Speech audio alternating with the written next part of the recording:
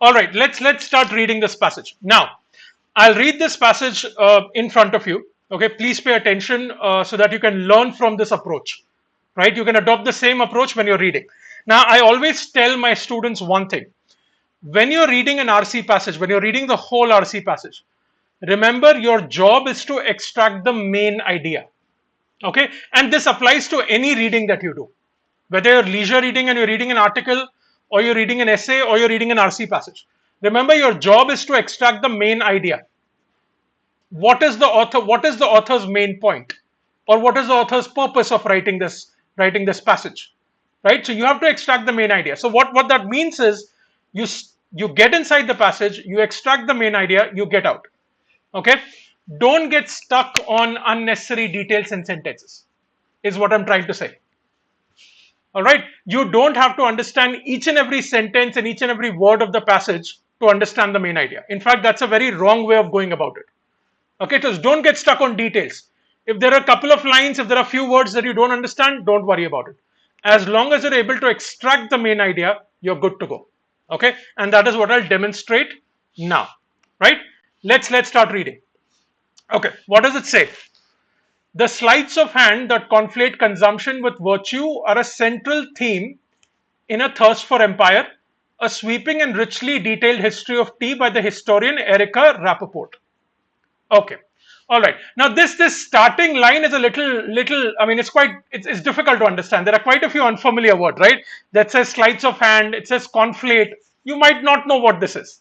Okay, doesn't matter. It's okay. Just try to get something out of it and continue. As you go on reading, the meaning will hopefully become clear to you. So it's talking about conflating consumption with virtue, and it's talking about a richly detailed history which was of tea, which was written by the historian Erica Rappaport. Let's continue. How did tea evolve from an obscure China drink to a universal beverage imbued with civilizing properties? Interesting. Okay, so it's talking about the evolution of tea. Right? The question is, how did tea go from an obscure China? Sorry, 1 second. Yeah. How did tea evolve from an obscure China drink to a universal beverage imbued with civilizing properties? The answer in brief revolves around this conflation, not only by motivated marketeers, but by a wide variety of interest groups. While abundant historical records have allowed the study of how tea itself moved from east to west, Rappaport is focused on the movement of the idea of tea to suit particular purposes. Okay, all right. Now this paragraph is a little complicated. Okay, there are quite a few unfamiliar words here. What you need to do is once you're done reading the paragraph, try to extract the main point of this paragraph. Ask yourself, what is the main point that the author is making in this paragraph? The author is definitely talking about Erica Rappaport's historical account of tea. Right? Erica Rappaport is a historian. She clearly looked at the history of tea. So definitely the author is talking about that. But also the author says that while abundant historical records have allowed the study of how tea itself moved from east to west, Rappaport is focused on a specific thing. So Rappaport's history of tea is not generic history of tea. It just doesn't say, okay, how did tea move from east to west, China to west. It's focused on the movement of the idea of tea to suit particular purposes. Okay, all right. Even if you get this out of this paragraph, this part, that this is Erica Rappaport's historical account of tea, which is quite specific. It's not a generic historical account. Even if you get that, it's okay. Continue. Don't worry about it. I understand you might not understand conflate and sleights of hand. Don't worry about it. Continue, and hopefully that main idea will start emerging in the second and third paragraph. Okay, let's continue. Beginning in the 1700s. So clearly now the sentence, the way this paragraph begins, it's going to describe something in the history, again connected to the historical account. Beginning in the 1700s, the temperance movement advocated for tea as a pleasure that cheered but did not inebriate. Okay, now we don't know what temperance is. We might not know. But what does it say? Advocated for tea as a pleasure that cheered, not inebriate. Inebriate means getting drunk. Okay, so it's saying that, okay, tea back in the 1700s was a pleasure, okay, that made you happy without making you inebriated or intoxicated. And industrialists soon borrowed the moral argument in advancing the case for free trade in tea and hence more open markets for the textiles. Factory owners joined in, compelled by the cause of sober workforce, while Christian missionaries discovered that tea would soothe any colonial encounter. During the Second World War, tea service was presented as a social and patriotic activity that uplifted soldiers and calmed refugees. Interesting. So, what is this paragraph's main point here? Remember, we are talking about a historical account of tea and a specific historical account by Erica Rappaport. What does this paragraph say? This paragraph basically talks about how did tea become popular, right? What were the reasons due to which tea became so popular? And there are a number of reasons in this paragraph that have been listed. One, it says it was advocated as something that cheers you but that does not intoxicate you, right? Industrialists soon borrowed the moral argument in advancing the case for a free trade. Factory owners also joined in. Christian missionaries also joined in.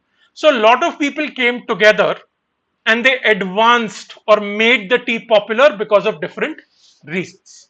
So this paragraph, right, basically talks about reasons as to why tea became popular and what kind of entities or who was responsible for making tea popular and what were the reasons. Okay, let's continue.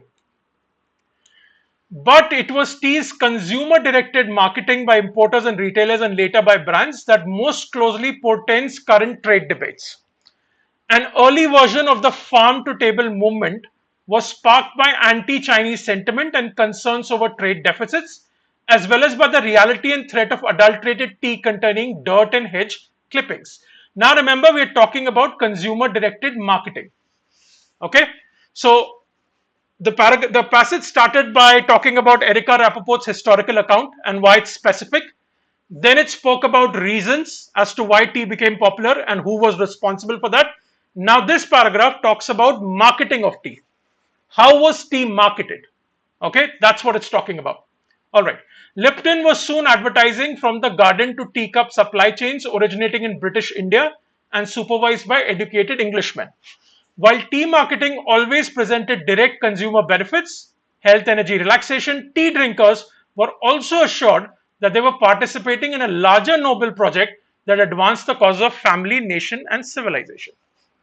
Interesting. Now, what is the main point? Ask yourself. It is talking about marketing of tea. So, the marketing of tea was done in a very interesting and intelligent way. Okay. So, it says while tea marketing always presented direct consumer benefits, health, energy, relaxation, which is fine. You know, it's a standard way of marketing. But the marketeers not only did that, they also convinced consumers or they made consumers feel that they were participating in a larger noble project. That by drinking tea, you're advancing the causes of family, nation, and civilization. And this part has some explanation in this paragraph itself. So see, what does it say? An early version of the farm to table movement was sparked by anti-Chinese sentiment. Previously, the paragraph has indicated that tea originated in China. Okay, so if there is anti-Chinese sentiment, you would switch from China to something else. So we're switching away from China to Lipton, which was originated in British India. So that's connected to the nation. That's a national sentiment, right? Like the way we had in COVID, we stopped using Chinese products. That was nationalism. So here also it's connecting to that. Okay. Then the other thing is civilization. How does it connect to civilization? Tea was marketed as being supervised by educated Englishmen. So if as a consumer you're told that, oh, the tea that you're drinking doesn't come from China, but it is being produced by educated Englishmen. So you're connecting it to civilization, right? So the main point of this paragraph is definitely on how tea was marketed, right? How consumers were made to feel that there is a larger purpose, a larger cause in drinking tea. Okay, all right, let's continue, folks. So as you can see, I'm just extracting the main point of each paragraph. Okay, there are quite a few unfamiliar words in this passage.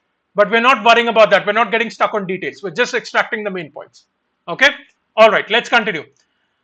Rappaport's treatment of a subject. Now it comes back to Rappaport, right? Remember, it's about Rappaport's historical version of tea. Okay, so the author is coming back to it.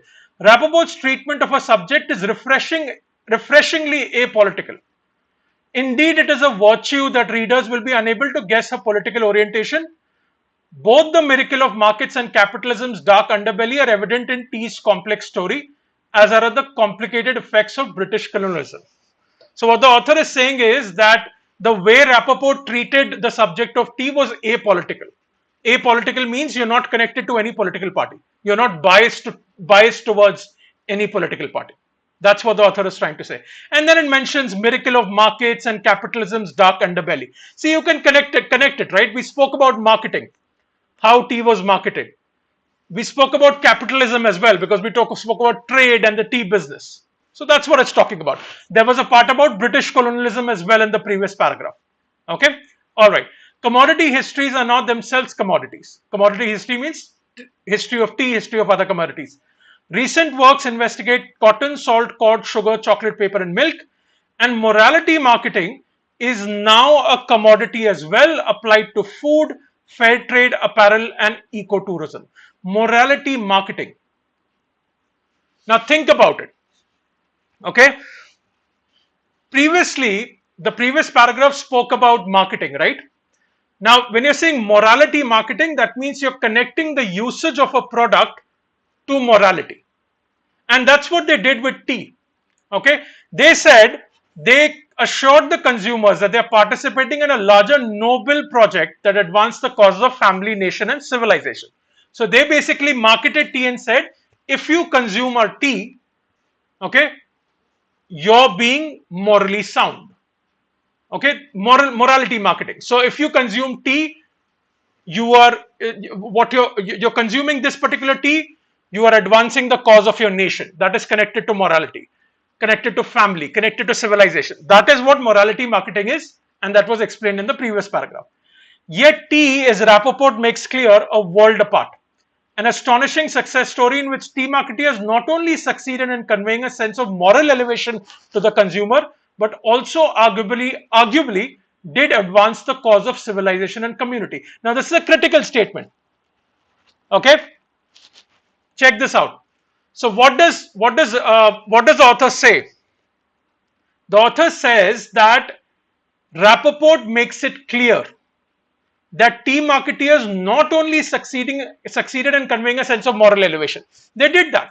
They did moral marketing of tea. That is fine. But also arguably did advance the cause of civilization and community. So the author is saying that tea actually advanced the cause of civilization and community. That's a big statement. Okay. So Rappaport made it clear that tea was not just about moral marketing. It actually advanced the cause of civilization and community. So Rappaport is clearly glorifying tea. Okay, imagine, think about it. Isn't it too big a statement? Tea advancing the cause of civilization and community. Okay, all right, let's move on. Last paragraph.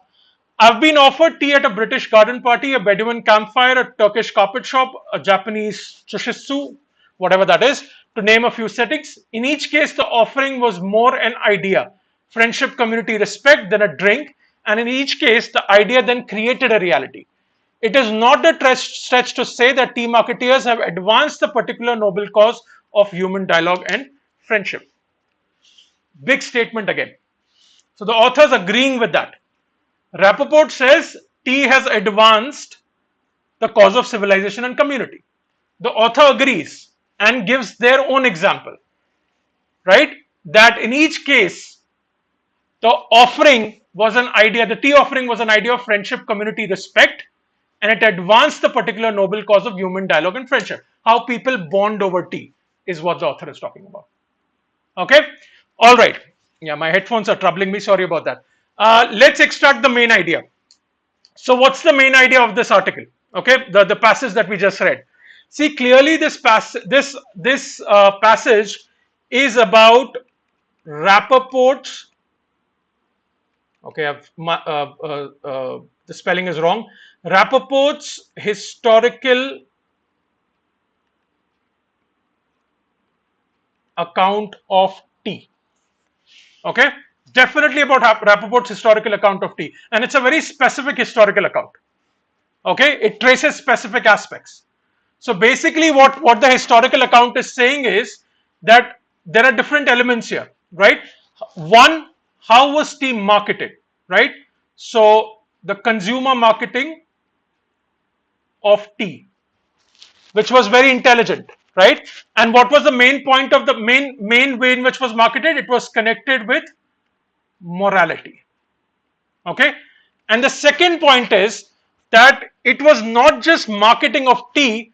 Rappaport and both the author agree that tea actually advanced the idea of community and civilization.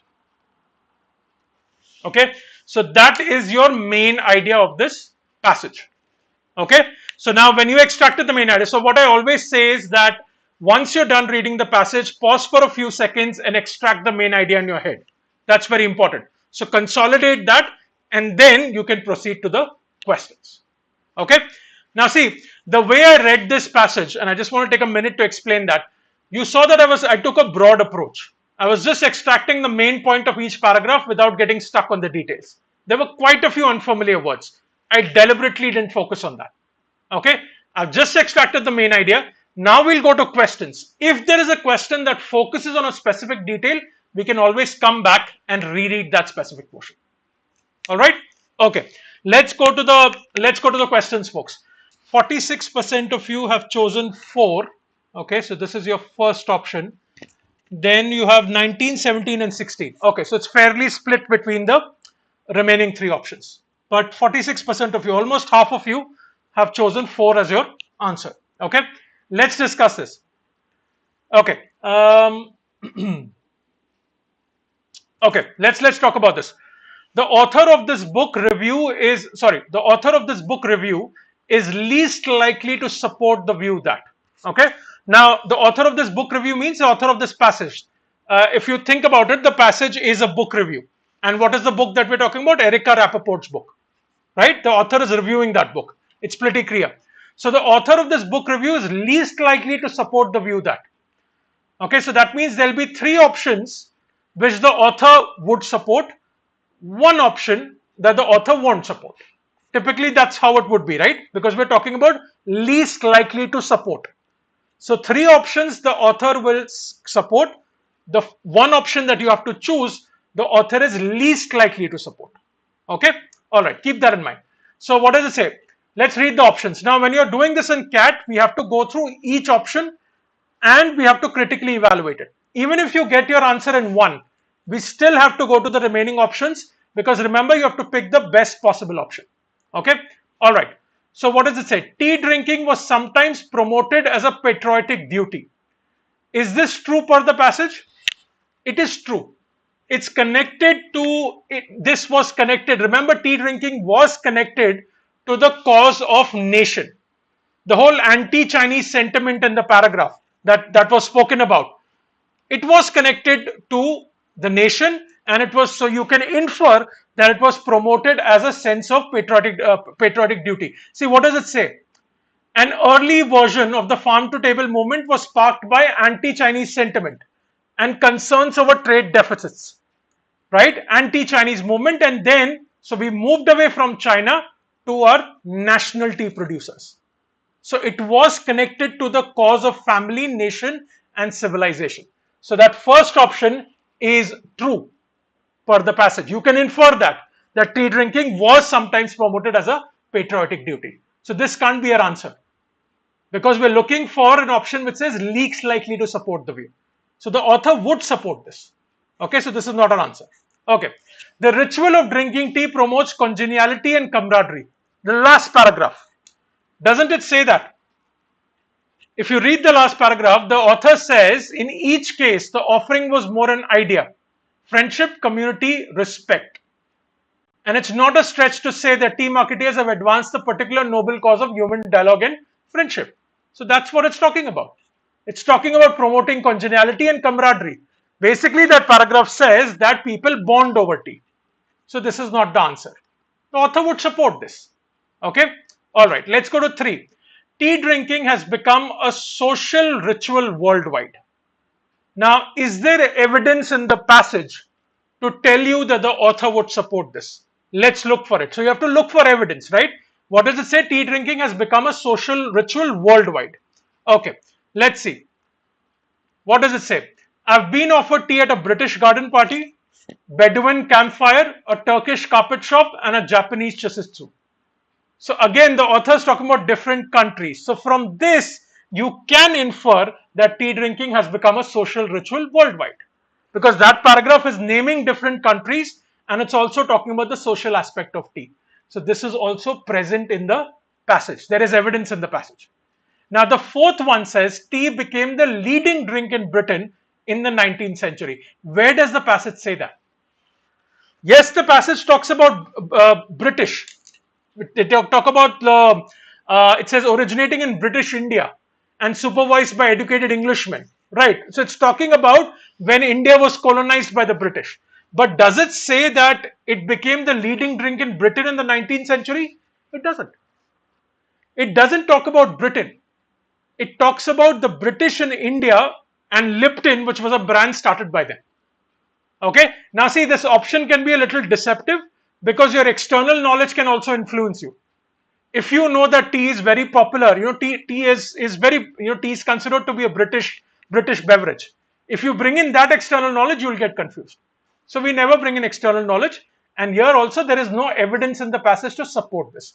That's why this is your answer. Let's go to the next question, folks. All right. Oh, so there is a bigger majority in this question. Okay. There's quite an overwhelming majority here. I hope it's the correct answer. Let's check. So 63% of you have chosen 2. Okay. Then we have 20% who have chosen 1. Okay. And then there is 11% for 4, and then a few takers for 3. Okay.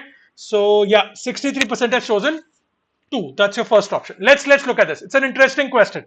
Okay. This book review argues that according to Rappaport, tea is unlike other morality products because it. So complete the sentence. Okay. So in these kind of questions, obviously you have to read the question and then you have to read each option. So it's a continuous sentence. Then only it will make sense. Now read the question carefully. I always say this. When it comes to questions and options, please read each and every word and read it carefully. Slow down. Okay. Because if you speed up and if you don't read properly, you'll miss words and then you'll get the answer wrong. Okay. All right. So this book review argues, my headphones are troubling me. Anyway, this book review argues that according to Rappaport, tea is unlike other morality products. Okay. Let's understand that. So basically the question is asking, according to Rappaport, how is tea different from other morality products? Okay. Now, first thing, from the passage we understood that there is a morality angle in tea. I hope you agree with me. Right? It is connected. There is a moral marketing angle to tea, right? So that is definitely there. But the question is asking, how is tea unlike other morality products? Now, if you've read the passage effectively, it will give you a trigger that somewhere in the passage there were other products that were mentioned, salt and cod and all of that. Let's look at that. Okay, I'm going to clear this. Yeah. Okay. So this is where it talks about other products, right? Where is it? Yeah, there you go. In the third paragraph. Okay, so let's read this. Commodity histories are now themselves commodities. Recent works investigate cotton, salt, cod, sugar, chocolate, paper, and milk. And morality marketing is now a commodity as well, applied to food, fair trade, apparel, and ecotourism. So morality marketing is applied to many other products apart from tea. Yet, tea is, Rappaport makes clear, a world apart. What does that mean? Rappaport is saying that, okay, there is a morality angle in tea and other products, but there is an element that makes tea completely different from these products. An astonishing success story in which tea marketeers not only succeeded in conveying a sense of moral elevation, but also arguably did advance the cause of civilization and community. This is that big statement. So not only did tea elevated did a sense of moral elevation in the consumer. It actually advanced the cause of civilization and community. Now let's look at the options. This is where your answer is. Okay, let's look at option 1. Tea is unlike other morality products because it appealed to a universal group and not just to a niche section of people. This is not the reason. This is not the reason. The reason is connected to advancing the cause of community and civilization. This option doesn't talk about that. Okay. Had an actual beneficial effect on social interaction and society in general. Advancing the cause of community and civilization is very similar to having an actual beneficial effect on social interaction and society in general. This is most likely your answer. Let's park this. Of course, we're going to park because we haven't looked at 3 and 4. Was actively encouraged by interest groups in the government. This is not the reason. Was marketed by a wide range of interest groups. This is not the reason. This might be true for the passage, but we are looking for a reason which says, according to Rappaport, tea is unlike other morality products. And the answer is definitely 2. So well done. Okay, 63-4% of you got that right. So well done. Okay, this is the answer. Okay. Okay, so the majority is not as overwhelming as the last time, but around 46% of you have chosen 2. Okay, so this is your first option. Then we have 29% going for 4. Okay, then we have 16% going for 3, and then finally we have 7% going for 1. Okay, so your top choice is definitely number 2, 46%. Okay, all right, let's look at this. Interesting question again. According to this book review, A Thirst for Empire, according to this book review, so that is the passage, right? A Thirst for Empire, which is the book referred to in the passage, written by Erica Rappaport. Thirst for Empire says that in addition to profit-motivated marketeers, tea drinking was promoted in Britain by all of the following except. Okay? See, whenever there's an except question, right? And if it confuses you, read the question without except. Okay, if it's confusing you, sometimes it does. In this question, maybe it won't confuse you, but in some cases it does. Read the question stem. The question stem is this. Okay, read the question stem without except. So it says, according to this book review, A Thirst for Empire says that in addition to profit-motivated marketeers, tea drinking was promoted in Britain by all of the following. So all of the following promoted tea drinking. Okay, except. So that means 3 of them promoted, 1 did not promote. We have to choose the option which did not promote. Okay, so break it up when it's an except if it's confusing you. So let's look for an option that did not promote tea drinking. Okay, according to the passage, obviously. Factories to instill sobriety in their labor. Did factories do that? Did factories promote tea to instill sobriety in their labor? There is evidence, clear evidence in the passage which tells you that. Okay, and the answer is here in the second paragraph. So it says, the temperance movement advocated for tea as a pleasure that cheered but did not inebriate. Industrialists soon borrowed this moral argument in advancing the case for free trade. Factory owners joined in, compelled by the cause of a sober workforce. Sober is obviously connected to this part. So tea was a beverage which didn't make people drink but still made them happy, right? So obviously factory owners went for it because they wanted their workforce to be sober. So there is evidence that factory owners did that. So that's not your answer. Now let's read this. All the answers are here. While Christian missionaries discovered that, okay, so Christian missionaries also did that. Great. Okay, let's move on. Okay, so factories to instill sobriety in their labor, this is not your answer because we are looking for except. Number 2, tea drinkers lobbying for product diversity. Was tea drinking promoted by tea drinkers lobbying for product diversity? Is there any evidence in the passage that says that, okay, the tea drinkers itself lobbied for product diversity? It doesn't even make sense. Okay, and there's no evidence in the passage that says that tea drinkers went and promoted tea themselves. Okay, and product diversity, where is it coming from? So let's park this. This can be your answer, but we have to eliminate the remaining option. Manufacturers who were pressing for duty-free imports. Yes, the paragraph that we just read spoke about free trade, so it's connected to that.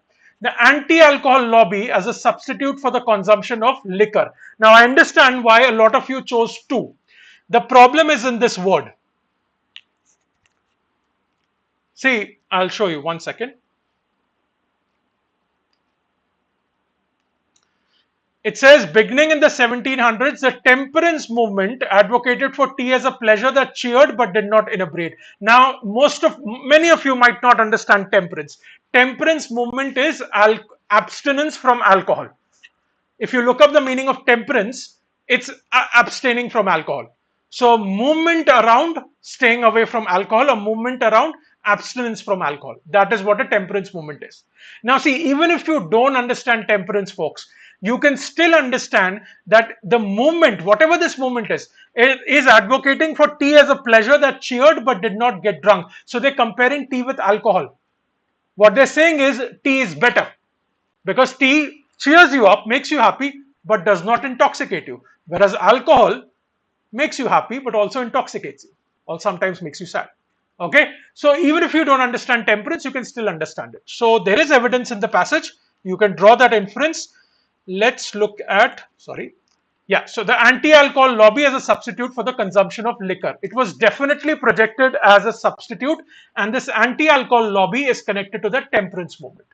Okay, so even if you don't understand temperance, here you can take a risk if you understand the other part. This is not your answer. The answer is definitely 2. There is no evidence in the passage about it. Okay, all right. So you always have to look for evidence. That's why I say when you're reading a question, it's always absolutely fine to go to specific portions of the passage, reread it, confirm your answer. Okay, all right. Let's move on. Let's go to question 4. This is the last question of this passage. Then we'll move to passage 2. 46% of you have chosen 1. So, okay, not an overwhelming majority, but around half of you have chosen 1. Then 30% of you have chosen 4. Okay. 14% of you have chosen 2. And then 10% of you have chosen this. Okay. All right. Let's look at this. Now, what does it say? Today, conflating consumption with virtue can be seen in the marketing of. Okay. Now see, this is a tricky question, right? So the question setup, the evil question setup, what they did was they knew that okay, many people would have difficulty understanding what conflate is. It's not a common word, but I'll tell you something about this word conflate. Okay, you know how certain words become contemporary, right? They sort of words come and go. Like fashion, right? So there are fads around vocabulary as well. Certain words will become popular for a certain period of time and then they'll disappear. New words will come. Some words will make a comeback, stuff like that. Conflate is something that is increasingly being used nowadays. Okay, so this is something definitely you should understand what conflate is. So please add this to your vocabulary. Now you should be doing this for all the unfamiliar words, especially for CAT passages. Okay, when you're leisure reading, I'm not saying do that for every word. That'll be too taxing. But for CAT passages, when you're solving it, after you're done solving the passage, you should look up the words and improve your vocabulary. Anyway, what does conflate means? Conflate means combine. Okay, it can either mean combine or it can mean blend. So we basically take two ideas, okay, two different ideas and we combine them, or two different elements and we blend them. That is conflating. Okay, so what does it say here? Exactly. Thank you, Sandeep. It does mean combining. Today, conflating consumption with virtue. This article started by saying that, right? So what they're doing is they're conflating, they're combining the ideas. So there's consumption and there is virtue. Consumption of what? Obviously, we're talking about consumption of tea. So they're conflating consumption of tea with being virtuous. These are two different ideas, right? And they're combining it. That's why we're saying conflate. So combining two different ideas. Now think about it. How are they conflating tea consumption with virtue? The passage talks about morality, right? How tea was marketed as something that would elevate the moral status of a consumer. Morality is virtue. So they're linking tea consumption to being virtuous. So very intelligent marketing. They're trying to convince the consumers that if you consume tea, you are morally sound or you're virtuous. Okay, that's what the whole idea there is. So the first line that we didn't really focus on, right? See, here also you should Google this later as well. The sleights of hand that conflate consumption with virtue are a central theme in the thirst of empire. I deliberately didn't explain this statement in the beginning because I wanted you to see that in spite of not understanding the statement, you can still answer questions. But what does the statement mean? Sleights of hand means magic tricks. It's trickery. So a magician does sleights of hand. You know, they'll sort of work with their hands and they'll make something disappear. So it's connected to deception and trickery. The sleights of hand that conflate consumption with virtue, because marketeers are doing this deliberately to deceive people. Okay, all right, great. Let's go back now. So now, since we've understood that, today conflating consumption with virtue can be seen in the marketing of. This is a classic example of an extrapolation question. Why is it extrapolating? Because you have to understand the idea in the passage and extrapolate it to something which is completely random. These things are not mentioned in the passage. So you have to connect the ideas. That's why it's extrapolation. Okay, so first we understand that. We've just did that, tea consumption with virtue. Now we have to see what is the option. Can be seen in the marketing of sustainably farmed goods. Think about it. Is there anything virtuous about sustainably farmed foods? Think about it. You have to connect ideas. Is there anything virtuous about consuming sustainably farmed foods? There is something virtuous. You're protecting the environment. So that is the virtue there. You're being considerate towards the environment. So hence this can be your answer. Let's park it. Ergonomically designed products. Ergonomically designed products are for your, so let's say the chair that I'm sitting on. If it's ergonomic, that means it has proper back support and backrest and my posture will be correct and stuff like that. What is the virtue there? If you have an ergonomically designed chair, what is the virtue? There is no virtue. Okay. Travel to pristine destinations. Where is the virtue? Pristine is untouched. Okay. Exotic locales, exotic destinations. Where is the virtue there? No virtue. Natural health supplements. Now I understand why you got confused. But think about it. Is there a virtue here? If you're consuming supplements, you're consuming it for your own health. You're not being virtuous. You're thinking about yourself. Right? If you have to be virtuous, you have to think about others. So hence sustainably farmed goods, you're thinking about the environment and hence that is your answer. Okay? Extrapolation questions can be tricky because you're understanding an idea and you're linking it to something random.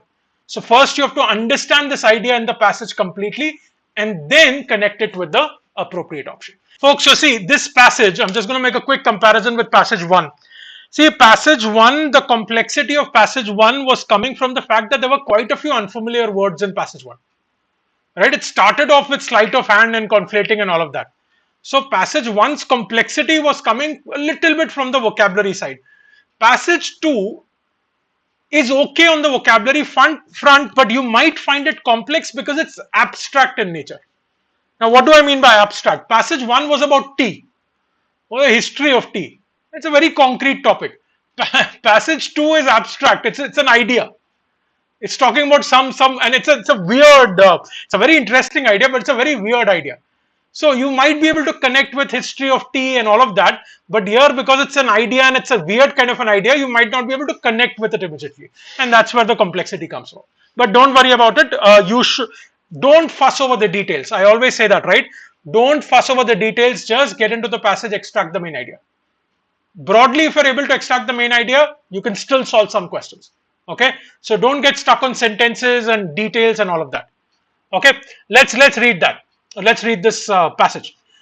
Now, for the Maya of the classic period, who lived in southern Mexico and Central America between 250 and 900 CE, the category of persons was not coincident with human beings as it is for us. Wow, okay, what the hell is this? Right, category of persons was not coincident with human beings as it is for us. Obviously, you will not understand what is happening here. Okay, you'll have to continue.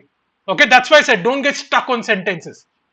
Here we are talking about for the Maya of the classic period. So you can infer that they're talking about a certain section of people, okay, who lived in southern Mexico and Central America named Maya.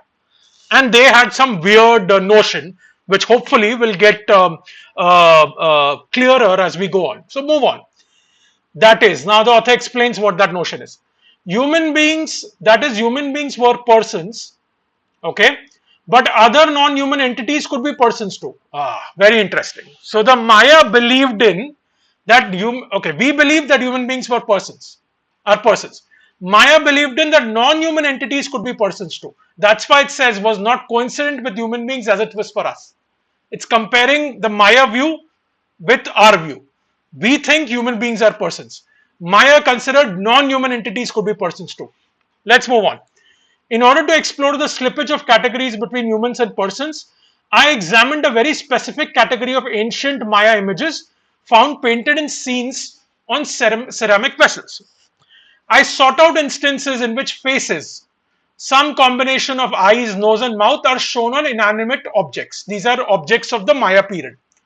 Consider my iPhone, which needs to be fed with electricity every night, swaddled in a protective bumper, and enjoys communicating with other fellow phone beings. Does it have personhood, if at all, because it is connected to me, drawing this resource from me as an owner or source? So, what is the author saying? The author is taking an example of an iPhone, right? So, the author is saying because Maya considered what do you call it? Where is that? Non-human entities as persons. So, that's why the author is taking an example of an iPhone. So, the author is saying, consider my iPhone. Is my iPhone a person because it is connected to me? The author is asking a question. For the Maya, who did have plenty of other communicating objects, if not smartphones, the answer was no. This is where it can get a little confusing. So focus on that. So the Maya says no. The author is saying, is the iPhone a person because it is connected to me? The Maya says no. Non-human persons were not tethered to specific humans, and they did not derive their personhood from a connection with a human. So Maya says the non-human persons that they considered as non-human entities that they considered as persons, Maya says they are not humans because they are attached to a human. Okay? It's a profoundly democratizing way of understanding the world.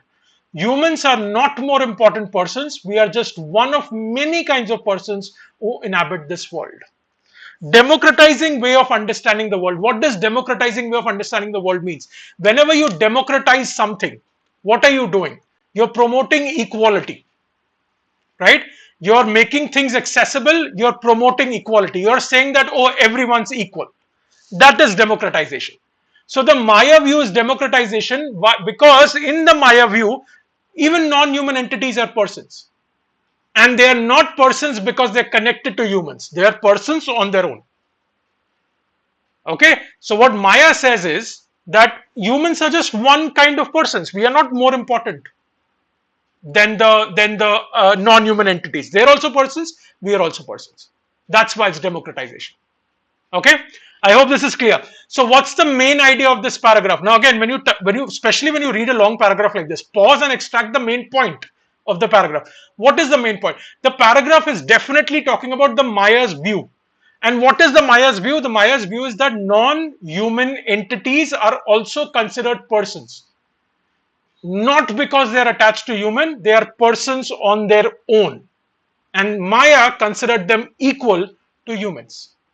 That is the main point of this paragraph. So it's such a long paragraph. And this is the main point. That's why I say don't get stuck on sentences. Now, for instance, I'll tell you what happened to me. When I read this passage for the first time, I didn't understand this. In order to explore the slippage of categories between humans and persons, I didn't understand this part. But why should I care? I'm able to extract the main point. So I move on. And as you move on, in a lot of cases, as you move on, the main idea starts emerging. That's why it's important not to get stuck on individual sentences and details. Okay, so that's the main point. And if you want, you can take a note here that if that helps you in comprehension. All right, let's move on. The Maya saw personhood as activated by experiencing certain bodily needs and through participation in certain social activities. For example, among the faced objects that I examined, the author examined these objects from the Maya period, right?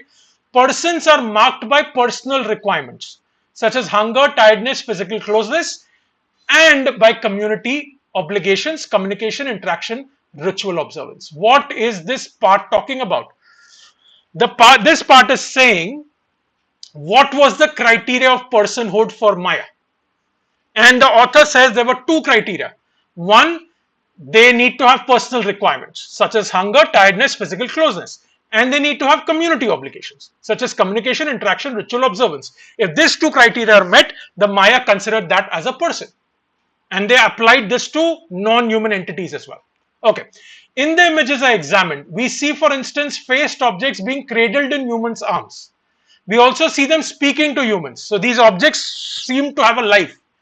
These core elements of personhood are both turned inward, what the body or self of a person requires, and outward, what the community expects of the persons who are a part of it, underlining the reciprocal nature of community membership. Now, again, you might not understand this.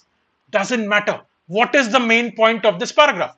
The main point is, what is the criteria of personhood according to Maya? Personal requirements and community obligations. That's what it is. And the author justifies that in the images that the author saw, the author says that they had those criteria. That's why the non-human entities were considered as persons. Let's move on. This is the last paragraph. Personhood was a non-binary proposition for the Maya. So again, this paragraph is elaborating on that idea of personhood. So clearly the main idea of this passage is Maya's view of personhood. Right? It's very clear. Personhood was a non-binary proposition for the Maya. What is binary? 0, 1. Right? Either this or this. Binary is like that. It's simplistic. 0, 1. Two options. Personhood was a non-binary proposition for the Maya. Entities were able to be persons while also being something else. The faced objects I looked at indicate that they continue to be functional, doing what objects do. A stone implement continues to chop, an incense burner continues to do its smoky work. So here they are saying that personhood for the Maya was non-binary. The object could be an object, and at the same time, the object could be considered as a person. So that's why it's not binary. It's not either or. It's and. Okay. Furthermore, the Maya visually depicted many objects in ways that indicated the material category to which they belong. Drawings of the stone implement show that a person tool is still made of stone. Okay. One additional complexity. The incense burner, which would have been made of clay and decorated with spiky appliques representing the sacred ceiba tree found in the region, is categorized as a person but also as a tree and an incense burner. Interesting. That's why it's saying one additional complexity. It's non-binary, remember folks. It's not two. So first it says that it can be a person and an object at the same time. Then it gives you an example of incense burner which has three categories. It's an incense burner, it's a person, but it's also a tree. That's why it says additional complexity. With these Maya examples, we are challenged to discard the person, non-person binary that constitutes our basic ontological outlook. The porousness of boundaries that we have seen in the Maya world points towards the possibility of living with a certain uncategorizability of the world. Don't categorize the world, is what the Maya is saying. Everyone's a person, or all the non-human entities are a person. So it's very different from our outlook. Okay, so this paragraph definitely focuses on how, for Maya, the proposition of personhood was non-binary. Okay, what is the main idea of the passage? It's definitely talking about the Maya's worldview of, or rather Maya's view of personhood. How Maya considered non-human entities to be persons. Then it gave two criteria, and it also said that it was a non-binary proposition for them, not either or. That's your main idea. Let's go to question 1. This is where the fun starts. Okay. Now, I'll tell you about this passage. These questions are tricky because most of these questions are CR questions. Okay. This is slot 1 in CAT 21. By the way, VRC was the toughest in slot 1. I was in slot 3. Slot 1 got a raw deal. But of course, then normalization happens, right? So they got more marks. My marks got deducted, which was annoying. But slot 1 was tough, especially this passage. Abstract plus they gave critical reasoning questions. Now CR questions are of course manageable, but CR questions are often time consuming. That's the thing with them. Okay, so let's do this. Solve it. Oh, okay, interesting. I'm quite pleasantly surprised that there is it's sort of a majority here. I expected a more sort of split vote, but let's see. Option 1 has is your first choice, 54%. Then followed by option 2, 4, and 3. Okay, so 2, 4, and 3. All right, folks, just pay attention. Okay, this is you need to understand the strategy of solving a CR question. That's very important. Okay, that's what's going to help you, right? Okay, let's understand this. First, of course, in a CR question, please understand the question stem properly. Feel free to break it up and then understand if it's confusing you. Which one of the following, if true? Now, the moment the question stem says if true, that means you have to assume that these options are true. All the options, 1, 2, 3, 4. Okay, no matter how absurd the option sounds, we have to consider that as true. Okay, that's what if true means. So which one of the following, if true about the classic Maya, would invalidate the purpose of the iPhone example in the passage? There is an iPhone example. Hubert was asking me this, right? Okay, the question was about the iPhone example. There's definitely an iPhone example giving there.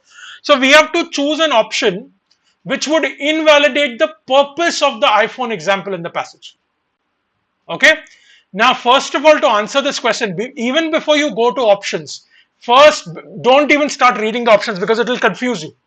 What you should do is first you should try and understand what is the purpose of the iPhone example in the passage. Obviously, the author has given an iPhone example for a reason.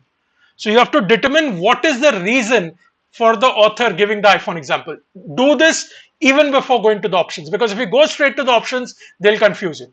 So let's now try to understand what is the author's purpose of the iPhone example in the passage. Okay, let's go back. Okay, see, this is an example. During the passage, when you were reading the whole passage, you might not have focused on the iPhone example too much. You will read it, but you won't get stuck. Now there is a question, go back and read it again and solidify your understanding. Only that specific part. Okay, let's see. Consider my iPhone, which needs to be fed with electricity every night, swaddled in a protective bumper, and enjoys communicating with other fellow phone beings. Does it have personhood because it is connected to me, drawing this resource from me as an owner or resource? Or for the Maya, the answer was no. What is the purpose? The purpose of the iPhone example is to give you a contrast. What is the contrast? The contrast is between what the Maya view was and what the author is saying. So the author is saying, would you consider the iPhone to be a person because it is connected to a human? That is a question. Maya says no. Human connection is not required. Maya says for us to consider an entity as a person, we don't need a human connection. The author uses the iPhone example to explain this point, that in the Maya worldview, they don't need a human connection to classify an object as a person. Right? That is what it is all about. That's the purpose of the iPhone example. First, you need to understand this. Now you go to the question will become simpler. Okay? You can even try it again now with this understanding. Let's see. So what is the purpose of the iPhone example? To explain that Maya don't need a human connection to classify something as a person. That is the purpose. Now we have to choose an option which would invalidate the purpose. Think about it. How would you invalidate the purpose? Let's see. First one. The personhood of the incense burner and the stone chopper was a functionness of the usefulness to humans. What is this option saying? This option is saying that which of the following if true about the class. So we have to assume that this was true about Maya. If this was true about Maya, then what is Maya saying? That personhood of non-human entities is dependent on a connection with a human. That's what the option is saying. The person of the incense burner and the stone chopper was a functionness of the usefulness to humans. That means there is a connection with humans. This is not what the passage says. Okay, but we have to consider this as true. If this is true, that Maya looked for a connection with a human, the whole iPhone example gets invalidated. Because the purpose of the iPhone example was to say that there is not connection to human is not required. And this option is saying that Maya considered the connection. So let's park this. Okay. Classic Maya songs represent both humans and non-living objects as characters talking and interacting with each other. This is not connected to the iPhone example. The purpose of the iPhone example is the human connection. Where is the connection here? There is no connection. The clay incense burner with spiky appliques was categorized only as a person and not as a tree by classic Maya. No connection being spoken about. Unlike modern societies equipped with mobile phones, the classic Maya did not have any communicating object. No connection. The focus has to be on the connection with the human. There's only one option that does that, which is number 1. Okay, so see, this is definitely a tricky question and it's time consuming. In the exam also, this is going to take time. So often what I tell people is, in such kind of questions, okay, don't attempt, maybe, I'm not saying skip this question, but when you're going through your questions for the first time, the RC questions, right, maybe mark this for review later. First, solve the manageable questions in the paper and then come back and solve this, because this is going to take time. I'm not saying skip it. If you don't want to attempt CR questions at all, let's say you're not good at it, then you take a decision to skip it. Otherwise, you will say, okay, you know what, I'll come back and do it later because it's a little time consuming. Okay, I hope this is clear. It's an interesting question. CR is very interesting. Okay, so just if you learn the strategies, then you'll get it. So first thing is figure out the purpose before even going to the options. Okay, all right, let's go to question 2. Again, a CR question. All right, so this passage was full of CR questions. We'll start the poll. Okay, this is your first choice, and then it's split, okay, between 2, 3, and 4. Let's see. Okay, which one of the following, if true, again, if true, and this is also a CR question. See, again, folks, please understand this. Which one of the following, if true? So you have to assume that these options are true. Even if it goes against the information in the passage, we assume that it's true. Okay, please understand that. Which of the following, if true, would not undermine the democratizing potential of the classic Maya worldview? Now, there is a negative here, which makes it even more tricky. Okay, that's why you need to practice enough CR questions to get used to that style. And these negatives will happen. Sometimes you have double negatives as well. Okay, this could have been which one of the following if false. Now, they can make this question even more tricky. Which one of the following if false would not undermine the democratizing potential? Chaos, right? So get used to that. So which one of the following, if true, would not undermine the democratizing potential of the classic Maya worldview? We know that the classic Maya worldview has democratizing potential. Okay, one option won't undermine it. That means weaken. Undermine is weaken. 3 options will weaken. 1 option will not weaken. Understand the question. 3 will weaken. 1 will not weaken. We have to choose the one that does not weaken. Okay, let's see. What is the first of all, understand what is the democratizing potential of the classic Maya worldview? We discussed it, right? Before you go to the options, the democratizing potential of the classic Maya worldview says that non-human entities are also persons, and humans are not above non-human entities. So humans are persons, non-human entities are persons, and humans are not above them. There is no hierarchy. They are equal. That is the democratizing potential of the classic Maya worldview.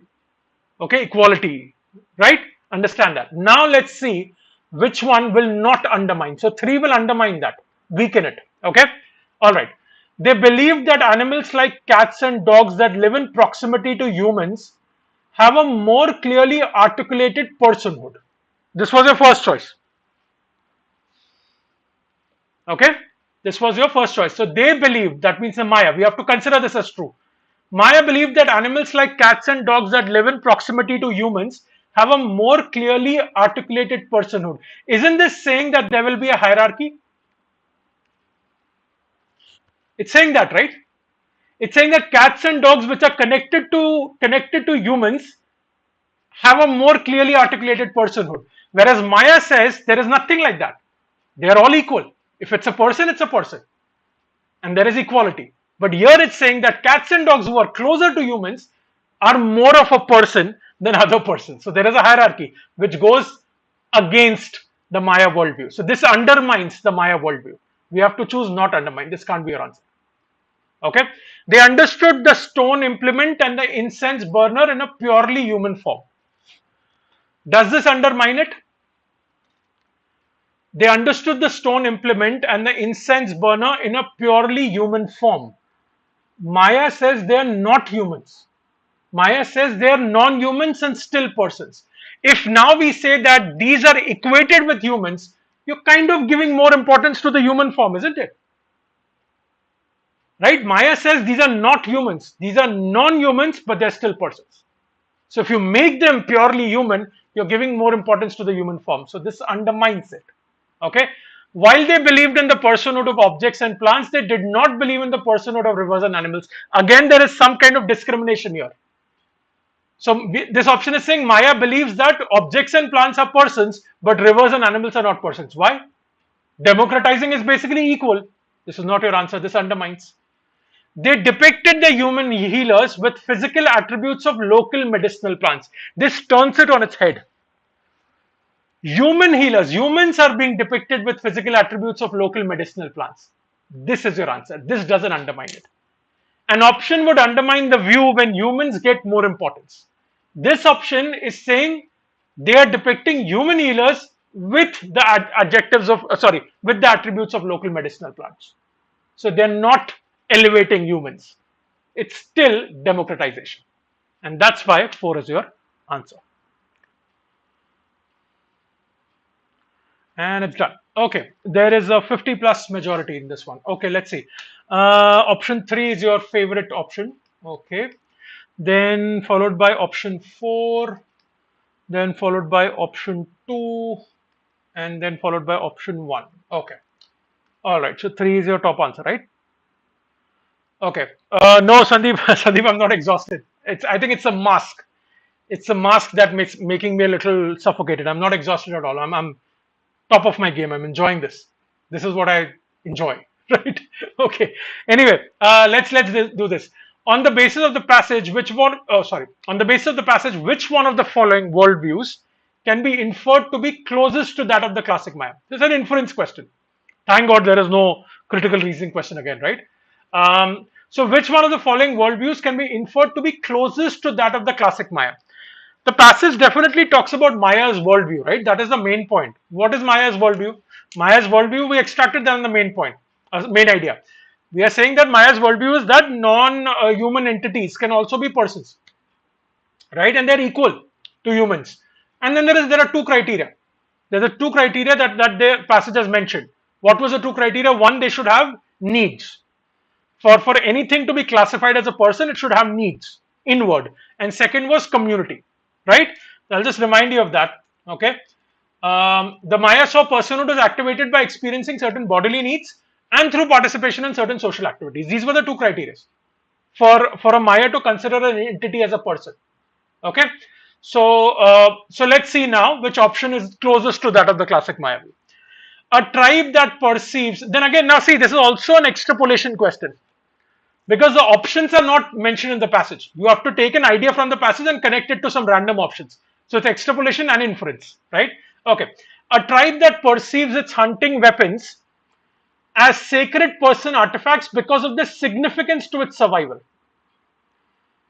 So a tribe that perceives its hunting weapons. So this tribe is perceiving as their weapons, hunting weapons, as persons.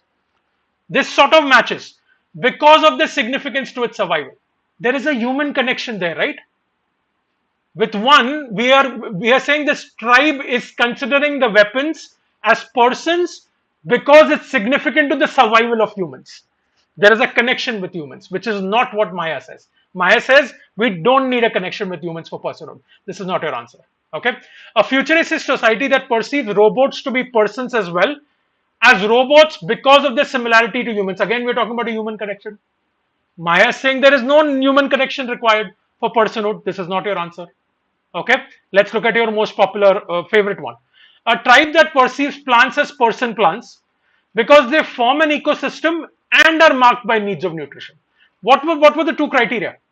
One was needs. Second one was community, which is what ecosystem is. Right? Needs and community. This is quite close to what Maya is saying. Let's park this. A tribe that perceives its utensils as person utensils in light of their functionality and bodily needs. Now see, this question is these options are tricky. You'll have 3 and 4. Most likely you will eliminate 1 and 2. You'll be left with 3 and 4. Now you have to figure out the difference between 3 and 4. 3 clearly tells you that it meets the two criteria that Maya is talking about. Does 4 also talk about the two criteria? Not really. 4 doesn't talk about, so 4 talks about bodily needs, which is correct, but 4 doesn't talk about the community aspect. 4 talks about functionality, which is not what Maya is saying. Maya is saying community, which comes only in ecosystem. So it's a tricky one between 3 and 4, and I'm not surprised that was 1 and 2. The answer is definitely 3. Okay, because of that two criteria. So this is your answer. Okay, people, tricky one again. This passage had tricky questions, right? Definitely tricky questions. Let's go to question 4. Yeah, this is this is also a tricky question. Okay, go for it. This is the last one. We'll run the poll. Okay, I knew this was going to happen with this question. This was expected. Don't worry about this question. It's tricky. Okay, so your first choice is study number 1. Okay, your second choice is number 4, which is very close. I'm not surprised. Then number 3 and number 4. Okay, now I'll honestly tell you, question selection strategy is very important in the exam. Obviously, I would not have attempted this question, right? Because I was confused when I was solving it. Also, I was very confused with 2 options, exactly the options that you're confused with. Okay, so I'm not surprised. Okay, all right. Let's try to crack this. Okay, which one of the following best explains the additional complexity that the example of the incense burner illustrates regarding personhood for the classic Maya? Okay, so it's basically again an inference question. It's a specific inference question. So specific inference questions are manageable than general inference questions, but this specific one is tricky because the options are very close. Okay, especially 1 and 4. No, let me not say this one and this one. Okay, all right, let's see. So which one of the following best explains the additional complexity that the example of the incense burner illustrates regarding personhood for the classic Maya? What does this additional complexity mean? Let's try to understand that. Now you might have not understood this in the first go, and in fact, you should not waste your time understanding this sentence completely when you're reading the entire passage. This doesn't affect the main idea. Come back to it if there is a specific question. So what does it say? One additional complexity. The incense burner, which would have been made of clay and decorated with spiky appliques representing the sacred ceiba tree found in this region, is categorized as a person but also as a tree. Now, why is it saying additional complexity? Because before this, it was talking about non-binary proposition. The non-binary proposition is that it can be an object and it can be a person at the same time. Before this, that was the concept, right? It's non-binary. It's not either or. It can be an object, it can be a person as well. This introduced a third element. So it gave you an example of an incense burner, which is an object, which is a person, and it's also a tree. So that's why it was an additional complexity. That's what the meaning is. Okay, let's see. So which one of the following best explains the additional complexity? The example adds a new layer to the non-binary understanding of personhood. Let's stop here. Does it add a new layer? Absolutely it does. Before this, non-binary was 2. This added a new layer, 3. Definitely a new layer to the non-binary understanding of personhood. Till now, the option is doing beautifully well. Okay. By bringing in a third category, absolutely, that shares a dissimilar relation with the previous 2. Let's park this. Okay. The example complicates the non-binary understanding of personhood. Does it complicate? Doesn't complicate. Okay, but let's read. By bringing in the sacred, establishing the porosity of the divine. What is happening here? What is this? Divine, profane, nothing. This is all unrelated. This is just there to confuse you. It's not complicating it. This is gone. The example provides an exception to the non-binary understanding. Is it an exception? No. Absolutely not. There is no exception. It's adding to that whole view of non-binary understanding. This is not your answer. The example adds a new layer to the non-binary understanding of personhood by bringing in third category, which is similar to 1, that shares a similar relation with the previous 2. Now, I always say this, when you're stuck with 2 options, the way to break the tie is, what is the difference between 1 and 4? You have to say, get that in your head. What is the difference? The difference is 1 says dissimilar relation with the previous 2. 4 says shares a similar relation with the previous 2.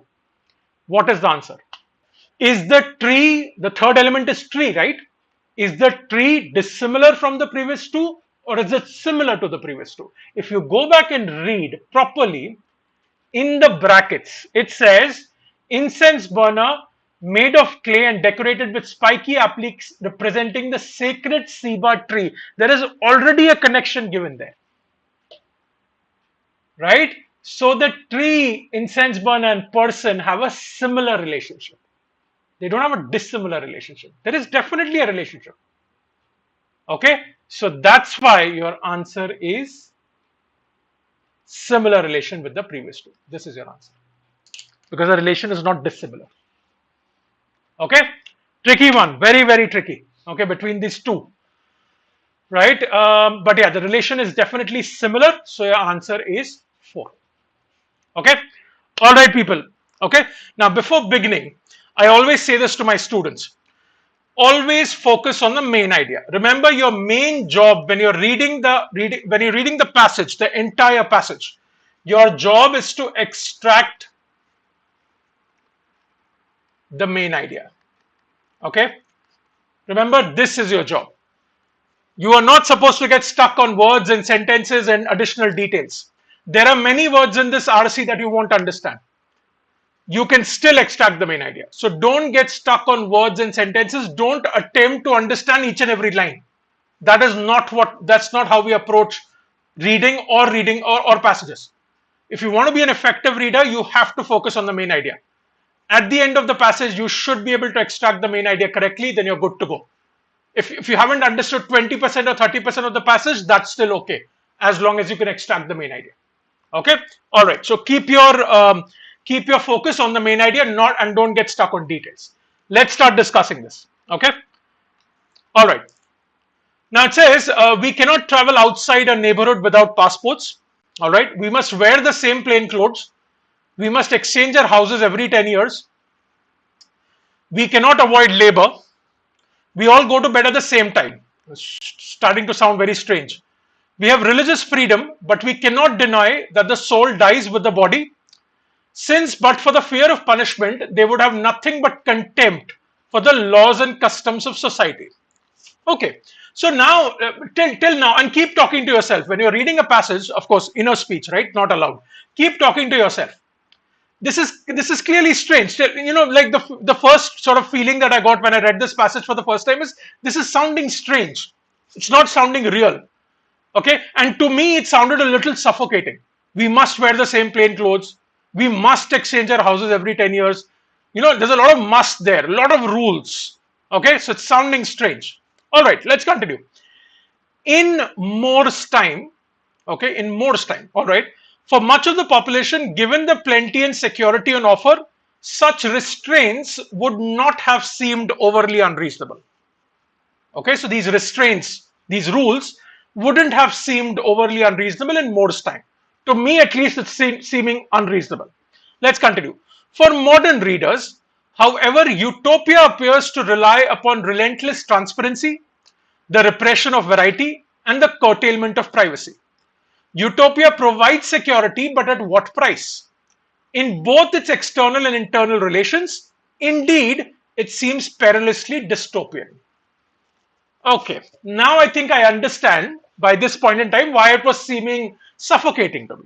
Okay, so see, it says for modern readers, however, Utopia appears to rely upon blah blah blah.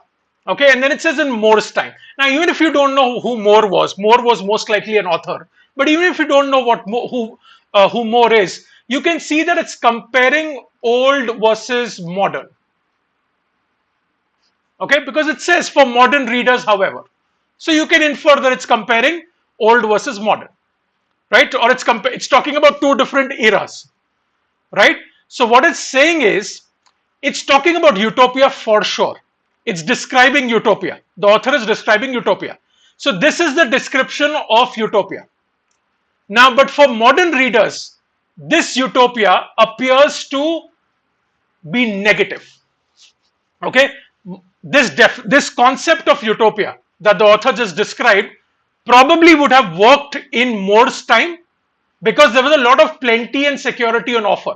So these restraints, people were okay with it. People were okay with these restraints because there was a lot of security and there was abundance of resources. But in modern readers or in modern society, people look at this with a different perception. They're perceiving it separate, they're perceiving it differently. They're not perceiving it in a positive way, they're perceiving it in a negative way. That's why the author says, in both its external and internal relations, indeed it seems perilously dystopian. So what was Utopia of the past seems dystopian now. Okay, that's what the main point is, right? I hope you understand that. Now let me just identify the main point. So the main point of this paragraph is what, right? The author talks about Utopia, right? And it says that Utopia of the past, where people were okay with it, okay, seems like dystopia of present. Sorry, my writing is horrible. So utopia of the past seems like dystopia of present, right? And the author says, right, utopia provides security, but at what price? So modern readers are looking at it differently. Or, yeah, okay, that's the main point. Let's continue. Such a conclusion might be fortified by examining selectively the tradition which follows more on these points. Okay, fortified means strengthened. This often portrays societies where it would be almost impossible for man to be depraved or wicked. Interesting.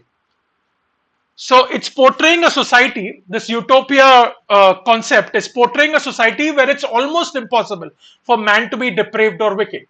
Okay, this is achieved both through institutions and modes which underpin the common life. The passions are regulated and inequalities of wealth and distinction are minimized. Needs, vanity, and emulation are restrained, often by prizing equality and holding riches in contempt.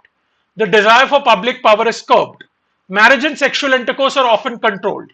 In Tommaso Campanella's The City of the Sun, the first great literary utopia after More's, relations are forbidden to men before the age of 21 and women before 19. So it's talking about a lot of rules and restrictions, isn't it? Okay, they're elaborating on this concept of utopia. They're giving you a lot of restrictions. Passions are regulated. Inequalities of wealth and distinction are minimized. Okay, desire for public power is curbed. Riches are held in contempt. There are restrictions around marriage and sexual intercourse. Lot of restrictions and rules. And that's why probably the author says that it would almost be impossible for man to be depraved or wicked. If there are so many restrictions and if there is so much equality, then it's impossible for man to be depraved or wicked. Right? So that's what the author is elaborating on this concept of utopia. Okay? All right, let's continue. They keep describing this. So communal child rearing is normal. For Campanella, this commences at age 2. Greater simplicity of life, living according to nature, is often a result. The desire for simplicity and purity are closely related. People become more alike in appearance. Okay, equality, similarity. People become more alike in appearance, opinion, and outlook than they often have been. Unity, order, and homogeneity thus prevail at the cost of individuality and diversity. There is no individuality. There is no diversity. Everybody seems to be the same. They wear the same clothes. They follow the same rules. There is equality in terms of wealth. Everything is homogeneous. Okay. This model, as J.C. Davis demonstrates, dominated early modern utopianism. And utopian homogeneity remains a familiar theme well into the 20th century. Okay. Now, long paragraph, right? So that's why as you saw, I paused and I extracted the main point till then. This is what I do in RCs also, right? I keep talking to myself in my head. Okay, this is what I've understood so far, right? And then I proceed. So it solidifies the understanding. You can even make notes if you want. It will take additional time, but it might help you with comprehension. So what is this paragraph talking about? Number one, this paragraph is describing utopia or the concept of utopia from More's time. It highlights the fact that there are so many restrictions. It highlights the equality. It highlights the homogeneity, right?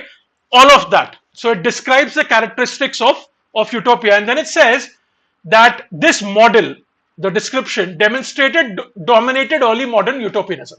And utopian homogeneity remains a familiar theme well into the 20th century. So because of this homogeneity, because of this equality, because of these rules, it was almost impossible for man to be depraved or wicked. So this is describing utopia, this paragraph. Okay? All right. Let's move on. I'll answer questions later after finishing the paragraph. Okay. Given these considerations, it is not unreasonable to take as a starting point here the hypothesis that utopia and dystopia evidently share more in common than is often supposed. Interesting. So the author is saying that utopia and dystopia are actually more common than we think they are. And it makes sense. Connect it with the previous idea. What did the author say in the first paragraph? The utopia of More's time. Okay, or you can infer it as past. Utopia of the past is dystopia of the modern world. Okay, so that's why the author here is saying that they evidently share more in common. What seemed like utopia earlier in a different time seems like dystopia now. So there are similarities. Okay. Indeed, they might be twins, the progeny of the same parents. Insofar as this proves to be the case, my linkage of both here will be uncomfortably close for some readers. You will find it difficult to digest. If somebody comes and tells you utopia and dystopia are similar, it's obviously disturbing, right? By the way, utopia is what? The definition of utopia is something which is in a perfect condition, a society which is perfect. Dystopia is completely the opposite, where there is complete chaos, utter chaos. Okay, so you have order and perfection versus chaos.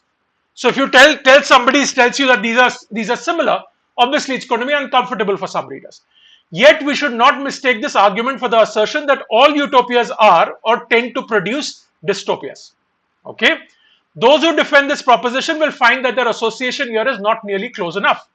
For we have only to acknowledge the existence of thousands of successful intentional communities in which a cooperative ethos predominates and where harmony without coercion is the rule to set aside such an assertion. So what is the author saying here? The author is basically saying that utopia and dystopia have a lot of things in common. Okay, but the author also says don't mistake this to believe that all utopias tend to produce dystopias. The author is clearly saying that. Okay, here the individual submersion in the group is consensual. Though this concept is not unproblematic, it results not in enslavement, but voluntary submission to group norms. Harmony is achieved without harming others. Now connect this with the last part of the paragraph, previous paragraph. The author is saying that there are thousands of examples of successful intentional communities where individual submersion to rules is consensual. So it results not in enslavement, but voluntary submission to group norms. So basically the author is saying that there are societies where individuals voluntarily, of their own accord, submit to rules. They're not forced to follow rules. Okay? They voluntarily follow rules, and that the author says that utopia doesn't result into dystopia because there is consent involved. Okay, so harmony is achieved without harming others. All right, so now if I were to extract the main idea of this passage, what is the author talking about? See, the author is definitely talking about, the main point is definitely that the utopia of an past or the utopia of the Moore's time seems like dystopia now. So utopia and dystopia share quite a bit in common, is what the author is saying, right? And the author sort of explains that, right? Why does the utopia of the past seem like dystopia of the present? Because utopia in Moore's time, the restraints were acceptable. But now, the restraints are not acceptable because people look at it as, okay, it's coming at the cost of individuality and diversity, right? It's coming at the cost of curtailment of privacy and stuff like that. So that's the reason people perceive that as dystopia. And the author also says that don't take this to believe that all utopias result into dystopia. There are some utopias which are actual utopias where individuals voluntarily submit to norms. Not by force and coercion, but by voluntary submission. That's the main idea. All right, let's do question number 1. Following from the passage, which one of the following may be seen as a characteristic of a utopian society? So you can read the options. Please read all the options. Take your time and then choose your answer. Don't rush through this. Okay, wow, this is interesting. You guys have an overwhelming majority in this one. Okay, let's hope you folks are correct. So 66% of you have chosen this 2 as your first choice, followed by 3 and 4, which is equal. Okay, and then there are a few takers for 1 as well. Okay, all right, but your overwhelming 66% of your choices number 2. Let's discuss this question.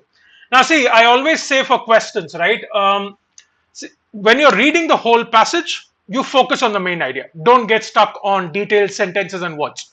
Okay, now when you come to question, of course there is a possibility that the question will focus on a specific portion or a detail of the passage. At that time, you can always go back to that specific portion, reread it and answer it. Okay, but of course we don't go back and reread the whole passage. If you have read the passage effectively, you will have a mental map of what information is where. So you'll immediately know when you read the question, okay, I can go and find it there, or I can understand it from there. So you go back to that specific portion, read it. Okay, that's okay. That's not a problem. All right. Okay, let's discuss this. Following from the passage, which one of the following may be seen as a characteristic of a utopian society? So we have to pick the option which is a characteristic of a utopian society. All right. That means three options are not characteristics. Okay. All right. A society without any laws to restrain one's individuality. Interesting. Society without any laws to restrain one's individuality. Isn't this opposite of what the passage describes as utopia? Remember, you have to stick to the passage. Now, this is where it gets tricky. See, we have a definition of utopia in our head. I might think that, oh, utopia is something where there are no laws and I have full individuality as a modern reader. But we are not talking about our definition of utopia. You have to stick to the passage. The passage describes utopia, in fact, as a society where there are a lot of laws and norms and customs. Right? So this is completely opposite to what the passage is saying. Okay, don't bring in your opinion. Don't get biased with your opinion. Stick to what's there in the passage. Okay, this can't be your answer. This is completely opposite to what the passage is saying. Okay, all right. Number two, institutional surveillance of every individual to ensure his or her security and welfare. Now, this to you it might seem suffocating, but again, stick to the passage. Right? What does the passage say? When the passage describes utopia, it talks a lot about security. Talks a lot about rules and restrictions and restraints that are put on individuals to maintain security and welfare.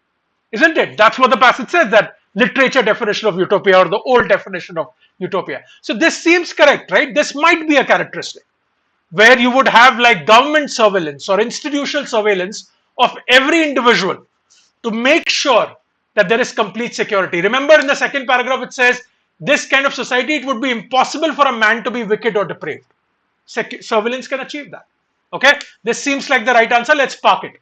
Of course, because we're parking it, we haven't gone through 3 and 4. You have to go through all the options. A society where public power is earned through merit rather than through privilege. Now, let me take you back to the passage. What does the passage say here? There was public power mentioned somewhere. If you've read it properly, it will come up in your mental map. Look at this sentence. The desire for public power is curbed. Where? In utopia. It curbs the desire for public power. So there is no earning of public power. This can't be the characteristic of a utopia, because in utopia, public power is curbed, or desire for public power is curbed. This is not your answer. The regulation of homogeneity. Oh, sounds correct. Utopia is homogeneous. Through promoting competitive heterogeneity. Where is this coming from? You know, sometimes you can break the options and figure out where the flaw is. Now break it into two parts. There is A and B. Regulation of homogeneity seems very correct. Through promoting competitive heterogeneity. Where is this coming from? This is completely out of scope. The passage doesn't say it. So the answer is definitely number 2. Okay. Awesome. Well done, folks. Okay. 66% of you got it right. Those who didn't, don't worry. I hope you understood. Read the options carefully. Go back and confirm your answers. You will get it. Okay. The more you practice, the better you will get it. Let's go to question number 2. Which sequence of words, I'm not going to read the question. Why am I reading the question? You read the question, solve it, and then I'll discuss it. We'll run the poll now. Okay, so this question, right? This question is tricky.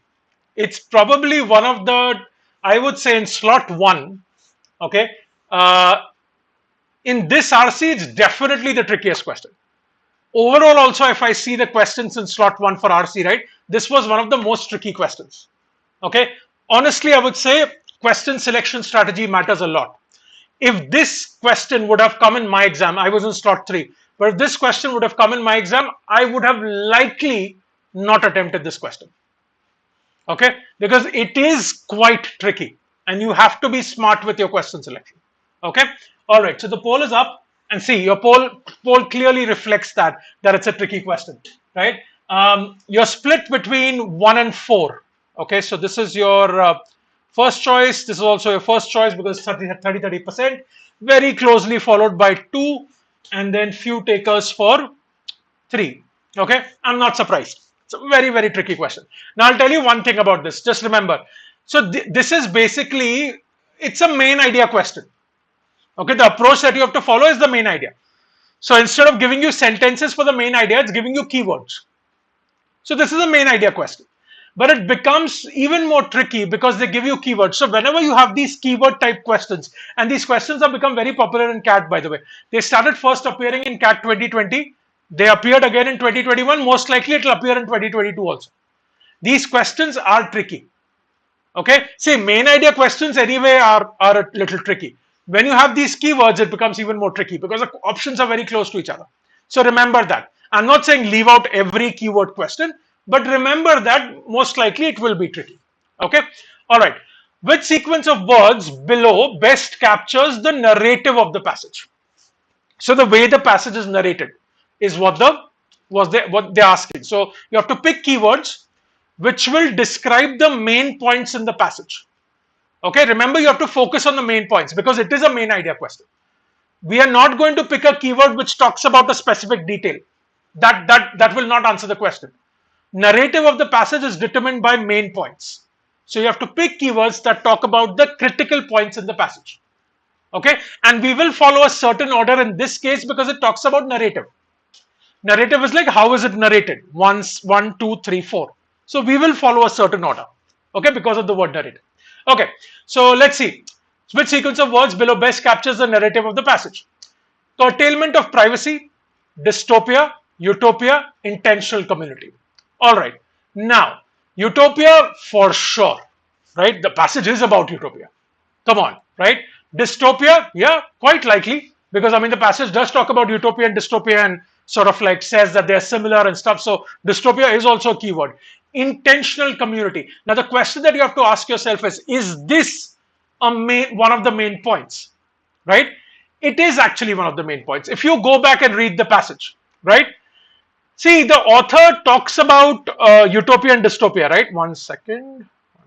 Let me clear my horrible handwriting. Okay. The author talks about utopia and dystopia. The author says that, hey, you know what? Utopia and dystopia have more in common than you think.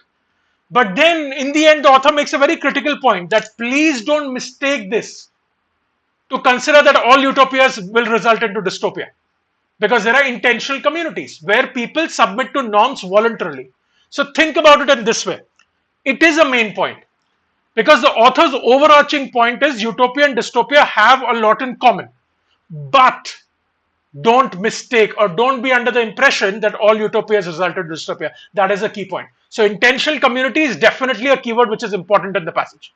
Okay, great. So we have three keywords which are very important. Curtailment of privacy. Think about this. Curtailment of privacy is just one aspect that has been mentioned here. Okay, what does it say? For modern readers, however, utopia appears to rely upon relentless transparency, the repression of variety, and the curtailment of privacy. It's one of the three aspects. How will it be the main point? It's one of the three aspects. It's a very specific point. It's unlikely to be the main point. Okay, all right. So we'll park this. We'll park this and move on. But this doesn't look like the right answer. Okay, all right. I'm not going to write park, but it doesn't look like the right answer. Relentless transparency. Homogeneity, utopia, dystopia. Again, these two, yes. Homogeneity is also a key point in the second paragraph. The author stresses on that. The author says that utopia, the main characteristic is homogeneity. The author talks a lot about that. So that's a key point. Relentless transparency, again, the same problem. It's one specific point. Unlikely to be the right answer. You have to go for the main ideas. Okay. Utopia, very good. Security, okay, let's think about this. Dystopia, coercion. Coercion, very, very specific. Again, in the last paragraph, very, very specific. Coercion was mentioned to explain the part of intentional community. It's a very specific point. Unlikely to be your answer. Okay, let's look at the fourth one. Utopia, yes. Security, let's see. Homogeneity, yes. Intentional community, yes. Now, the question is security a main word? Let's go back to the first paragraph. What does the author say here? What is the main point of the first paragraph? Let's recap that. The author says that utopia of the past or Moore's time is dystopia of the present, or seems the present. Why does it seem like dystopia? And he asks a question. Utopia provides security, but at what price? It's quite important. because security helps the author drive the point that utopia of the past is dystopia of the present. So that security word is very, very important, because what the author there is saying is that it's a trade-off. For security, you have to give away a lot of things. And what do you have to give away? You have to give away your individuality, right? You have to give away your independence to get security. That is the main point, because it helps differentiate, or rather talk about that concept of utopia of the past is dystopia of the present. So let's go back. The answer is definitely number 4. Okay, because these are broad main points that it's focusing on. The problem with 1, 2 and 3 is the specific points that are coming in: curtailment of privacy, relentless transparency, and coercion. Remember, this is a main idea question, so focus on main points and follow a certain order also, because it's narrative. So it is the order is correct: utopia, security, homogeneity, intention, community. Okay, all right folks, so I know long explanation, but this is important. It is a difficult question. Okay, and the answer is 4. RC question 3, do this. We'll run the poll and you can start attempting this. It's an inference question. Remember, in inference, we always look for evidence. Okay? Whatever inference you're drawing, please get evidence and then draw the inference. Don't get it out from thin air. Okay? All right, we'll have the poll now. Okay, so there is a majority. Yes, there is 56% of you have chosen 3. Okay, so you are saying that, okay, this one. Then 25% of you have chosen 2. Okay. Wait. Am I getting it wrong? No, 3 is first choice and then 2 is the second choice. Okay. Then 1 is your third choice. Okay. Yeah, I got it correct. Confirming it once again. Yeah. Okay. So third is the first choice. All right. Now let's look at this question. All of the following statements can be inferred from the passage except. Now this is an except question, which is very popular in CAT. Okay. This question will sometimes confuse you. I'll give you an easy way out. Just hear me out. When you're reading this question, okay, read it without except first. Just read this part. Don't even read except. Just say all of the following statements can be inferred from the passage. What does it mean? All the 4 options can be inferred from the passage. Now you read except. Now what does it mean? That means 3 can be inferred. Okay. 1 cannot be inferred.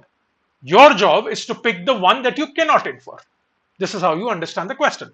You break it in the exam also like that. So let's go for the 1. Now I'm kind of sure that some of you might have misinterpreted the question. It might have happened. It happens all the time. Okay. Still you get used to it. So we have to pick the one that we can't infer. Okay. That means 3 we are able to infer. Let's see. Number 1. It is possible to see utopias as dystopias. Okay, now again, you can break it up. Yes, it's correct. You can infer that from the passage with a change in perspective. Yeah, because one person's utopia could be seen as, oh, brilliant. This is what the first paragraph says, right? You can infer that. Moore's time, modern time, change in perspectives, utopia, dystopia, similarity. This can be inferred. This is not your answer. Okay, utopian and dystopian societies are twins, the progeny of the same parents. Can you infer this from the passage? Now, this was the second choice. Utopian and dystopian societies are twins, the progeny of the same parents. Yes, of course, the passage talks about twins, right?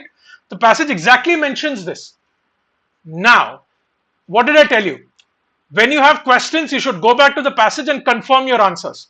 Of course, if you're completely sure, then go for it. But in many cases, you should go back and confirm. Okay. Now, what does it say? Utopian and dystopian societies are twins, the progeny of the same parents. So that means this option is saying they're exactly the same, isn't it? Okay, let's go back to the passage. Where does the passage talk about this? Your mental map will tell you. Now let's read it again. Okay, indeed, they might be twins, the progeny of the same parents. Read what is before. Given these considerations, it's not unreasonable to take as a starting point here the hypothesis, the idea that utopia and dystopia evidently share more in common that is often supposed. Indeed, they might be twins. Is the author saying with 100% certainty that they are twins? Yes or no? Can you tell me in chat? I'll wait for this one to come through. Yes, Shivam says might be. Correct, correct. I think that even came before I discussed. Folks, this is how they trick you in CAT. This is a very, very common trick. They what they'll do is they'll include words, exact words from the passage. So the moment you read it, your mind is going to tell you, aha, this is the correct answer. Why? Because I've read this before. Exact words.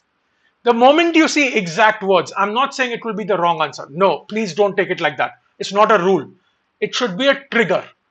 It should be a trigger for you to go back and quickly check.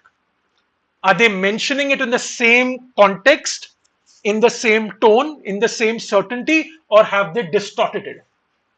This is a distorted option. What the evil question setter has done is they've distorted it. They've given you the same words and they tricked you.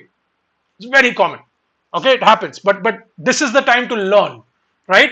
So this is not correct because the author wasn't certain. If this is true, then the author would have said they're exactly the same. The author is not saying that. Okay, this is your answer. I'm giving it away right now. Okay, but let's see 3. Utopian societies exist in a long tradition. Oh, you chose this, right? Utopian societies exist in a long tradition of literature dealing with imaginary people, practicing imaginary customs in imaginary worlds. It is true. You can infer that. Okay, long tradition, definitely. Now the question is, how do we infer literature and imaginary and all of that? There must be some inference there. Of course, there is more, but a lot of people might not know who more is. But let's see. Okay, all right. Let's look at this. First of all, it is 1 second. Yeah. First of all, think about it. It is utopia. What is the definition of utopia? A perfect world. Can there be a perfect world? No. So utopia, by definition, a utopia would be imaginary, right? That is one. So you can infer it like that.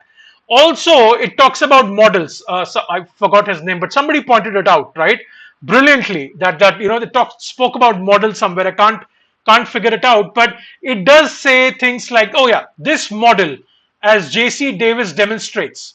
Okay, and it also says in Tommaso Campanella's The City of the Sun, the first great literary utopia after More. There you go. Okay, so it is literature. So therefore, that answer can be inferred. Okay, it's a little tricky, especially if you don't have a literature background. So no, many conceptions of utopian societies emphasize the importance of social uniformity. This is absolutely can be inferred. So your answer is 2. Okay, so what is your learning from this question? Don't fall for the question setter's trap. When you have same words from the passage, it's just a trigger to go back and confirm. It can definitely be the right answer, but go back and confirm. Okay, all right, let's move on. Let's do question 4. Okay, so number 1. So 36% of you have chosen 1. All right, just give me 1 second. Then you have 23 for 3 and 4. Okay, and then there are 16% of you have chosen 2. Okay, all right. So yeah, not an overwhelming majority, but let's see. All of the following arguments. I hope I'm not on mute. No, I'm not. Okay. All right. All of the following arguments are made in the passage except. Again, there is an except question. So read this first. All of the following arguments are made in the passage. So one argument is not made. We have to pick that. Okay. All right. In More's time, there was plenty and security. So people did not need restraints that could appear unreasonable. This seems like something that has been mentioned in the passage, right? I mean, you immediately you'll get a trigger. This was mentioned in the first paragraph, isn't it? In More's time, there was plenty and security. So people did not need restraints that could appear unreasonable. Yes, the passage mentions plenty, security, restraints, all in the first paragraph. But now you have to go back and confirm. What does the passage say? The passage says, in More's time, for much of the population, given the plenty and security in offer, such restraints would not have seemed overly unreasonable. That means, given the plenty, they had plenty and security, so therefore people accepted those restraints. But were there restraints in More's time? Definitely. We cannot travel outside our neighborhood without passports. We must wear the same plain clothes. We have religious freedom, but there were definitely restraints. Restraints were there, but people were okay with those restraints because of the plenty and security on offer. What does the option say? So people did not need restraints. Absolutely not. This is a distortion.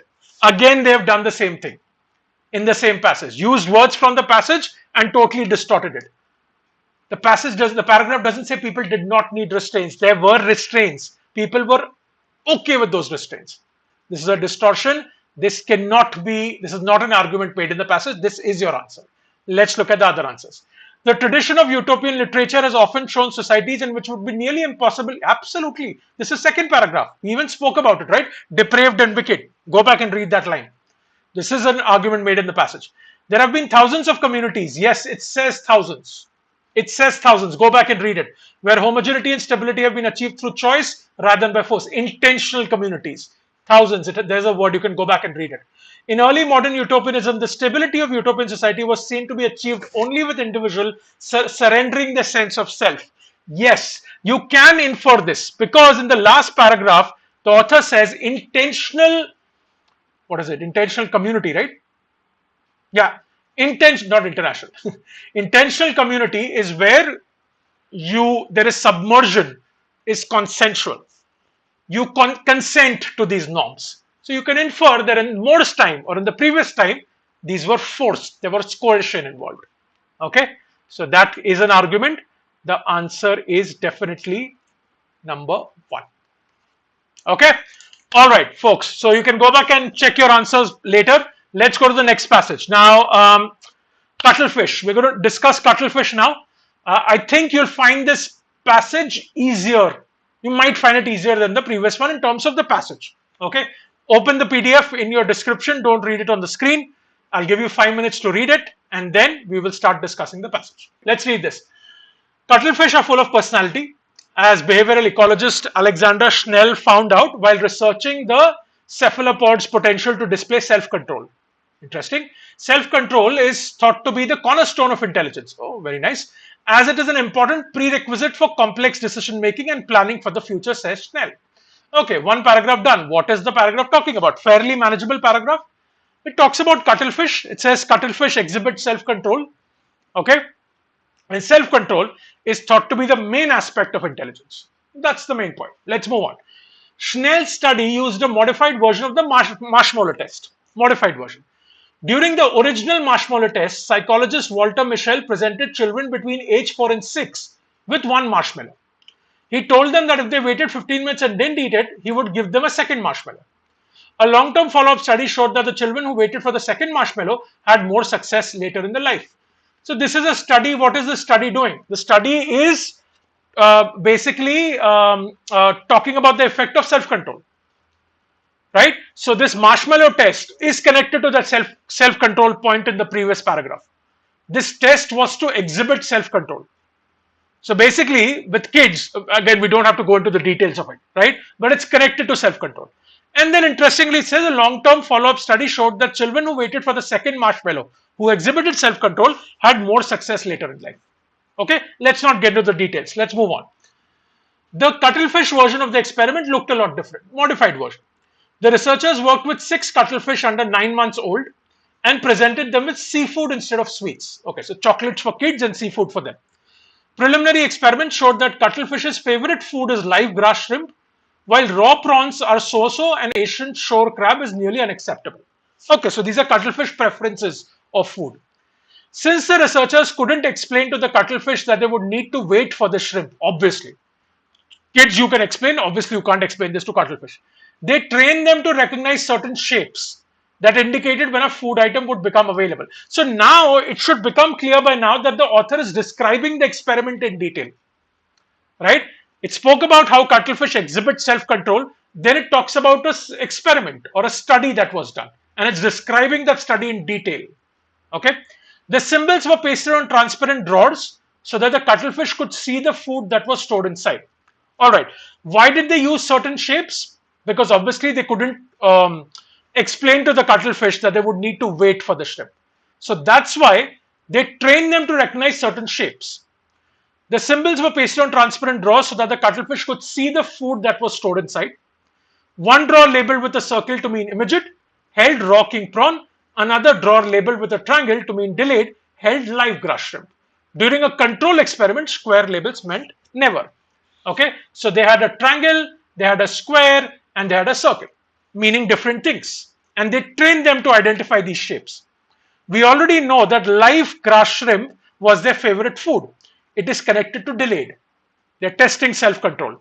Raw king prawn is something which is so-so for them, so they were giving it to them immediately. Okay, now see, the thing is the experiment has a lot of intricacies. You don't have to understand each and every aspect of the experiment now. You just have to broadly understand it. So what does that mean? You have to understand that this is a modified version of the marshmallow test. Okay, cuttlefish cannot be explained that they have to wait for the shrimp, so they train them to recognize shapes: triangle, circle, and square. It was connected to delayed and immediate, live shrimp versus prawns. This is the broad understanding that you should be drawing at this point in time. Don't try to understand each and every aspect of the experiment. There's no point. If there is a question, we'll come back to it. But understand the broad main point of this paragraph. Okay, let's move on. If their self-control is flexible and I hadn't just trained them to wait in any context, you would expect the cuttlefish to take the immediate reward in the control experiment, even if it is their second preference, says Schnell, and that's what they did. What does it say? So, if their self-control is flexible and if they hadn't just trained them to wait in any context, you would expect the cuttlefish to take the immediate reward, even if it is their second preference. Okay, that showed the researchers that cuttlefish wouldn't reject the prawns if it was only food available. They're doing a control experiment, right? So prawns is so-so for them. But when prawns is the only food available in front of them, they eat it. That means they consume prawns. They're okay with prawns. When it's the only choice available, they eat it. That's what the author is talking about. So talking about the control experiment. Okay. In the experimental trials, the cuttlefish did not jump on the prawns if the live grass shrimp were labeled with a triangle. Triangle means delayed, remember. Many waited for the shrimp drawer to open up. Wow, interesting. So prawns were immediately available to them. Shrimp was in a glass enclosure closed with a triangle. These cuttlefish waited for the shrimp drawer to open up. Very interesting. So they were exhibiting self-control. Each time the cuttlefish showed it could wait, the researchers stacked another 10 seconds. Very, very wicked. On to the next round of waiting before releasing the shrimp. The longest that a cuttlefish waited was 130 seconds. What does this demonstrate? This paragraph demonstrates that this experiment that they did actually proved that cuttlefish exhibit self-control, because they waited for shrimp drawer to open up for as long as 130 seconds, even when prawns were immediately available. So this experiment proved that cuttlefish exhibited self-control. Let's move on. Schnell says that the cuttlefish usually sat at the bottom of the tank and looked at the two food items while they waited. But sometimes they would turn away from the king prawn as if to distract themselves from the temptation of the immediate reward. How interesting. How interesting.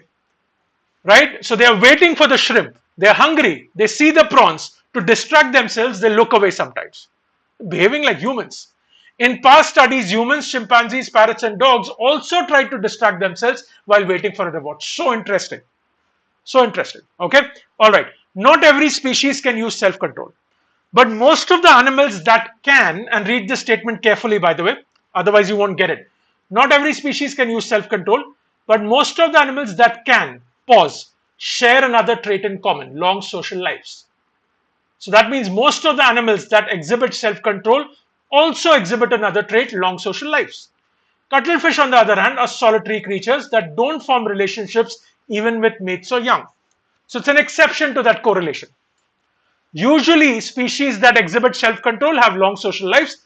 Cuttlefish are solitary creatures.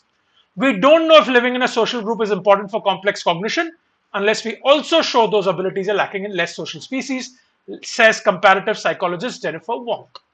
So this paragraph talks about the two factors, right? Species exhibiting self-control also have another trait in common: long social lives. Most of them. But cuttlefish are an exception to that. They're solitary creatures, but they still exhibit self-control. Okay? What's the main idea here? The main idea is definitely about cuttlefish exhibiting self-control and the experiment that was done to prove that. That is definitely the main idea, right? So it's cuttlefish, self-control, the experiment that proved it, and then in the end, the author also brings up a important point where it connects self-control with long social lives or social behavior and says how cuttlefish is an exception to that. Okay, that's the main idea. Okay, people, I hope this is clear. This is a concrete passage, it should be clear. Okay, let's go to the questions. All right, in the meantime, if you have any questions about the passage, any things that you didn't understand, feel free to type that. Let's go to question 1. We'll have the poll up. Read the question carefully, please. Read all the options, answer it. Oh, there you go. Perfect. Oh, whoa, there is a good majority in this one. Okay, so 61% of you have chosen 1 as your first answer. Oh, it's 1, 2, 3, 4. Very nice. Okay, so 2, 3, and 4. Am I correct? Yes. Okay. 1 is your overwhelmingly have chosen 1. Let's see if you folks are correct. All of the following constitute a point of difference between the original and modified versions of the marshmallow test, except you know how to solve this. Okay, so we're talking about the difference between the original and modified versions of the marshmallow test. 3 options will point out a difference. 1 option is not a difference. We have to pick the one that's not a difference. Okay, the former correlated self-control, the former, as in the former test, the former version, the former correlated self-control and future success.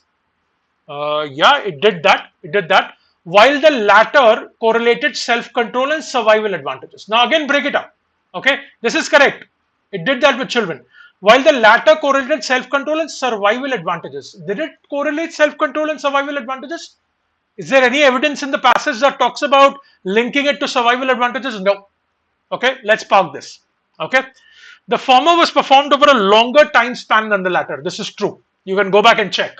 Okay, it talks about years, coming back, following up with the children and stuff like that. So clearly the time span was longer. Okay, this is not the answer. The former had human subjects, the latter, oh, brilliant, this can't be the answer. Okay, it can't be, right? Because it was children versus cuttlefish. The former used verbal communication with the subjects, while the latter had to develop symbolic means of communication. Yes, absolutely. This is your answer. Well done, folks. 1 is your answer. Okay, let's go to question 2. Okay, go for it. Interesting. So you still have a good majority, almost 50%. Okay, I was expecting like more of a split. Okay, which one of the following, if true, would best complement the passage's findings? Again, you're going for 1, 2. Wait, am I reading this right? I am reading this right. It is 1, 2, 3, 4. Interesting. Okay, so this is 1, 38%. Sorry, 48%. 2 is 38%. 3 is 10%. 4 is few takers. Okay, listen to this carefully. Okay, this is a super tricky question. Okay, there's a lot of debate, by the way, about this question like last year. After the exam, a lot of debate across institutes, across students, across coaches and all of that. And then I think people filed a lot of objections for this question, but the CAT authorities did not budge. Okay, they did not change their answer. Though the original answer and the answer key stayed. Okay, now we'll discuss it. It is tricky. Again, question selection strategy. Had this been my slot and my question, I probably wouldn't have attempted it. Okay, so I have to be a little shrewd with that. Okay, let's see. Which one of the following, if true, would best complement the passage's findings? Now, first of all, understand this. Last time also there was some confusion about this.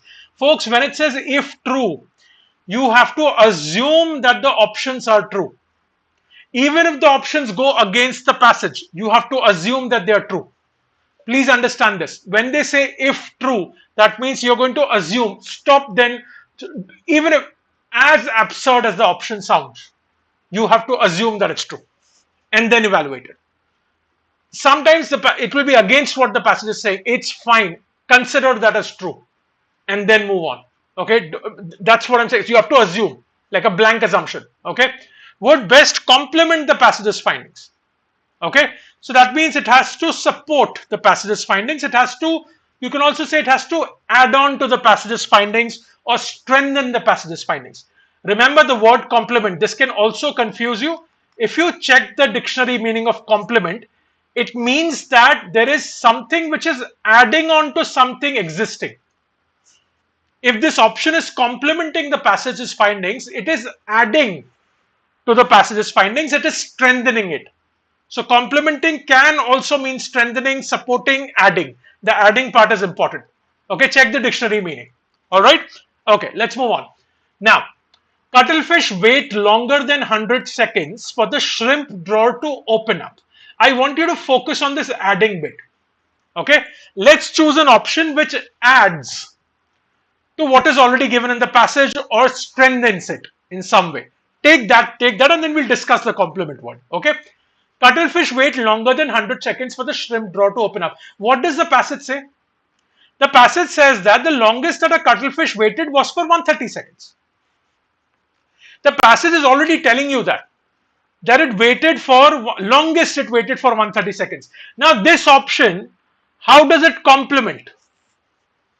Yes, it supports maybe, but does it add to what is given in the passage? Does it enhance? Complement, you can also say enhance. Does it enhance the findings of the passage? Does it add to what is already stated in the passage? It doesn't. It doesn't add anything. It just says they wait longer than 100 seconds. The passage tells you 130 seconds. You're getting my point? Okay, process it a little bit, right? We'll come back to it. So let's park this for now. I know this was your first choice. I'm not surprised. This was the debate last year also. We'll come down to that. Cuttlefish live in big groups that exhibit sociability.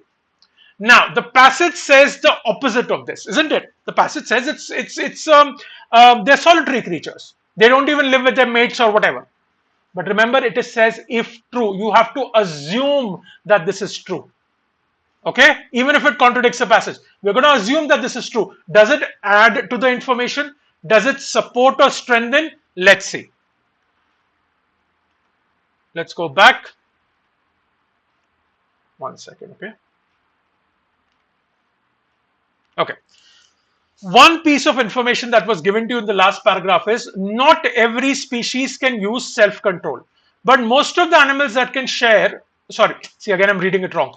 Not every species can use self-control. But most of the animals that can share another trait in common, long social lives. Cuttlefish on the other hand are solitary creatures that don't form relationships. Now this part here says that most of the species that exhibit self-control also have long social lives.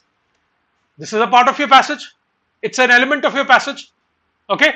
Now the passage says cuttlefish are solitary creatures. So it kind of weakens this part, right? This statement that is mentioned, the cuttlefish weakens it because cuttlefish are solitary creatures. But now suddenly if the option says that, hey, you know what? Cuttlefish live in big groups or are social creatures. Wouldn't that enhance that? Wouldn't that support it? Wouldn't that strengthen it? Currently, it's weakening it because we're saying cuttlefish are solitary creatures. But now the option is saying assume that they are social creatures. It enhances that part that we just highlighted. Let's park this answer. Okay. Cuttlefish cannot distinguish between geometrical shapes. Now, if this was true, it goes against the passage. That's fine. We have to assume that this is true. If this is true, the whole experiment goes for a toss. What does the experiment say? The experiment says they exhibit self-control. How was this proved? Because they were trained to learn geometrical shapes. And triangle was associated with delayed. If they cannot distinguish between geometrical shapes, the whole experiment will go for a toss. Forget complementing, it will weaken the passage's findings. Terribly weaken it. Okay, so think of it this way. We are not ruling out this option because it's against the passage. No, that's fine, if true. But it weakens the passage. We are looking for strengthening. This cannot be our answer. Cuttlefish are equally fond of live grass, shrimp, and drop rod. If this is true, again the experiment goes for a toss. The experiment is based on the fact that there is a preference. And that's why grass shrimp was in the glass enclosure and prawn was available immediately. Again, the experiment goes for a toss. Okay, between 1 and 2, I've already explained. The answer is 2. It's tricky. It is mad tricky. Okay, there was a big debate last year about this. Okay, a lot of objections filed, but CAT did not budge. One seems very attractive. But again, I'm saying go back and check the dictionary. It confused me also, by the way. I'm sounding very confident right now because I've spent time on this question. It confused me when I saw it because I said complement. Oh, complement is like support, adding, enhance. You have to take strengthen. You have to interpret it, take it as strengthen. Then it makes sense. Is this the best formed question? No. Well, there is ambiguity in this question.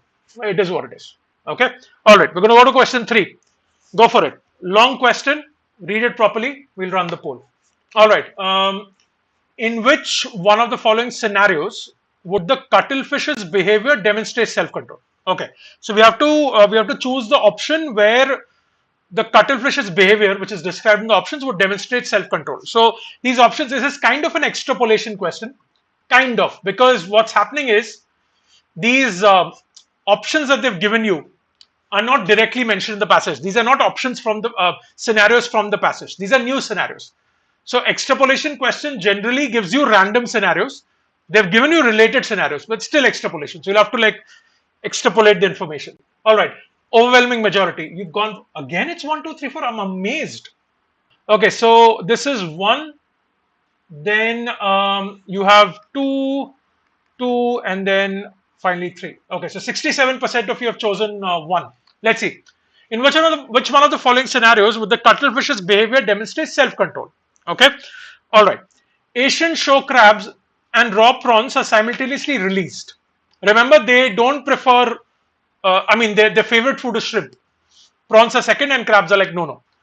While a live grass shrimp drawer labeled with a triangle means delayed, you can go and check, is placed in front of the cuttlefish to be opened after a minute. Triangled is delayed, isn't it? Okay. Now see, this is where you can go back and concentrate on the specifics of the experiment. In the first go, you don't have to understand each and every detail. But this one, you will have to go back and see, okay, triangle means delayed, square means this, blah, blah, blah. Okay. All right. So let's just quickly see that so that I don't get it wrong. What does triangle mean? Circle meant immediate, triangle meant delayed, and square meant never. Okay, great. So we have that.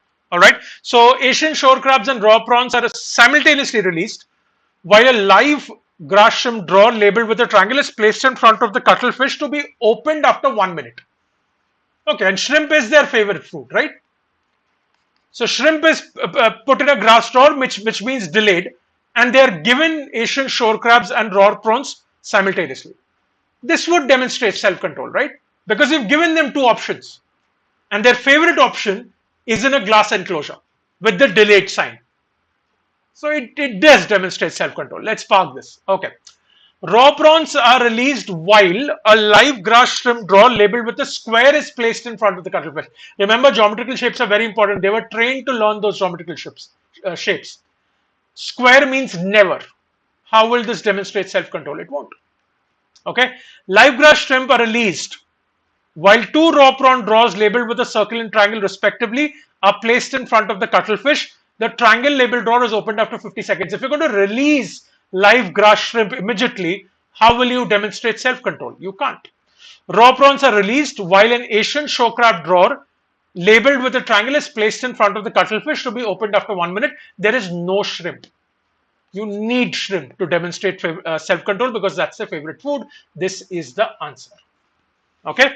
All right. So this is where you have to go back, check the experiment specifics, understand the details, and then answer the question. Okay. Last question. Let's do this. Let's run the poll. Which one of the following cannot be inferred from Alexander Schnell's experiment? Okay. Which one of the following cannot be inferred from Alexander Schnell's experiment? I hope everybody read cannot. Not all the time it will be in capital letters or bolded or whatever. So please read the questions very carefully. Don't speak through the questions. Read each and every word of the question and the options. Okay. Evaluate all the options before you choose the right option. Which one of the following cannot be inferred from Alexander Schnell's experiment? So Alexander Schnell is the experiment, the marshmallow person. Oh, 87% of you have chosen. Very nice. I hope you folks are correct. Okay, let's see. Is it 1, 2, 3, 4 again? No, it's 1, 3, 2, 4. All right, 6%, 3%, 3%. 87%. Overwhelmingly, you guys have gone for 1. All right. Which one of the following cannot be inferred? Intelligence in a species is impossible without sociability. Distortion. Impossible without sociability. Is that what the passage says? No. Passage does not say it's impossible without sociability. You can go back and check the last paragraph. Okay, so this is definitely your answer. Okay, well done, folks. Well done. 3 marks in your bag. Like human children, cuttlefish are capable of self-control. Yes, the comparison was there. Both can exhibit self-control. Cuttlefish exert self-control with the help of divergence. Yes, we saw that. Cuttlefish exercise choice. Of course, they exercise choice. Brilliant. The answer is this is 3 marks, not 3 option. This is the correct one. Fantastic.